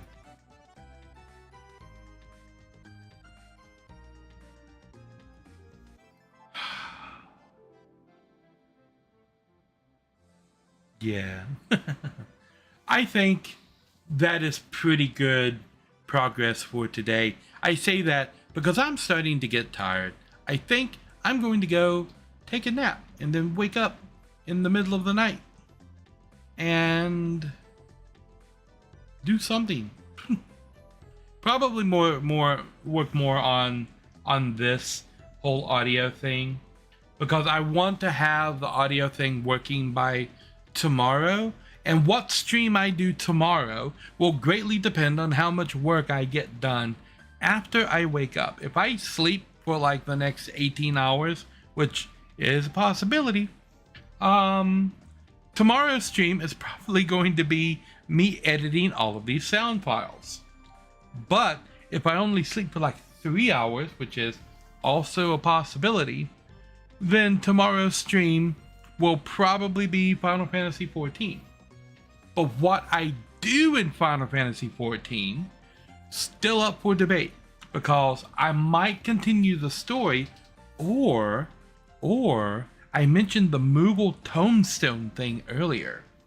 Do I have a picture of this? This. Moogle Treasure Trove, the hunt for Phantasmagoria, right? Started on February 26 and continues to the release of patch 7.2. Now you can get all these, like you can get this barding for your chocobo, this mount, these earrings. There's all kinds of stuff. How to participate. You get the Mogpendium from a Moogle in the city, and it has all of these dungeons that you can queue for through the Mogpendium, right? And I think the Second Temple of Quarren, Cutter's Cry, these are level 15 dungeons. So the moment you have them unlocked, you can start queuing up for them right here. These blue ones are dungeons. These gold ones here are raids. Those are actually all Alliance raids. So you've got these different objectives that you beat, and they give you tombstones. And then there's challenges like fishing challenges, crafting challenges, and you get these things which are tombstones. And then, though, this is where the Moogle are. The intimate Moogle in the city is in New Gridania. That's the Aetheryte Plaza right there. This is that little bridge. This down here is the place where Mother Miyun was. So if you want to know exactly where it is, the East Right Plaza, cross the bridge, and then take a left, and the internet mover will be right there, and they will give you the book. Yes. And you can get all this cool stuff. The Pasta earring. The Inferno jacket. This is like a Letterman jacket for Final Fantasy XIV. And this was the last time this jacket was available to get in the game was 4 years ago. And if you didn't pick it up 4 years ago, you just didn't get it. There's no way to get this jacket other than this event. And it's 50 tomestones. There's a parasol. This is a minion. This is barding for the chocobo. These three are mounts. These are all mounts. This is furniture. They of course got armor on here. This is level 70 stuff, but you can buy that from a vendor. This is a minion. You can mine up these time-worn maps. These riding maps, I believe they increase your speed.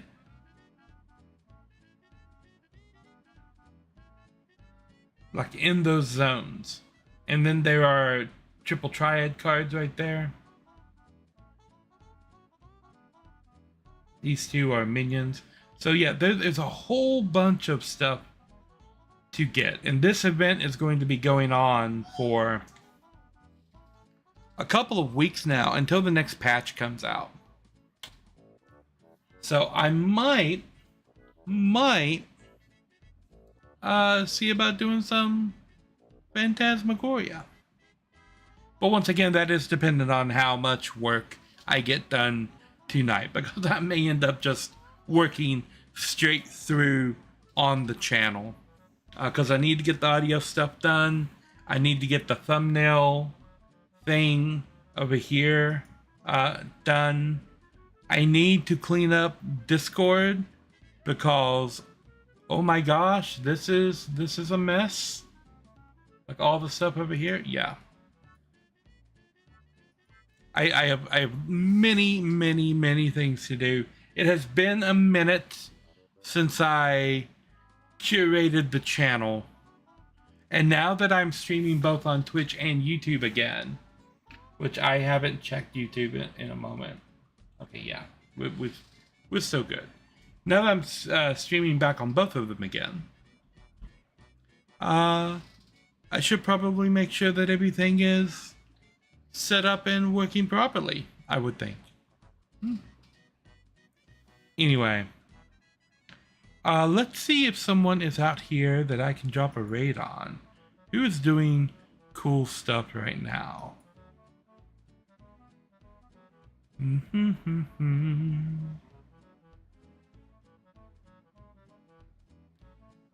Let's see.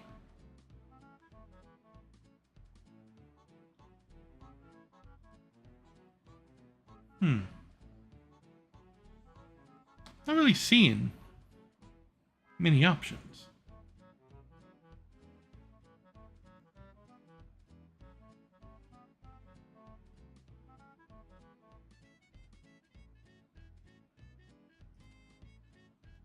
Okay, we're gonna raid into Pirate Software. Pirate Software, or Thor, is a pretty cool guy. He does a lot of programming and stuff on his page. So as long as this button works, yeah, we're gonna raid into Pirate Software. He's playing the new Monster Hunter game, Monster Hunter Wilds. Monster Hunter is really a game I've never played before, so that might be at some point in the future me doing some Monster Hunter. Anywho, I want to thank you guys for watching, and I will be back tomorrow. with something. We shall see. So I'll catch you on the flip side. Nari out.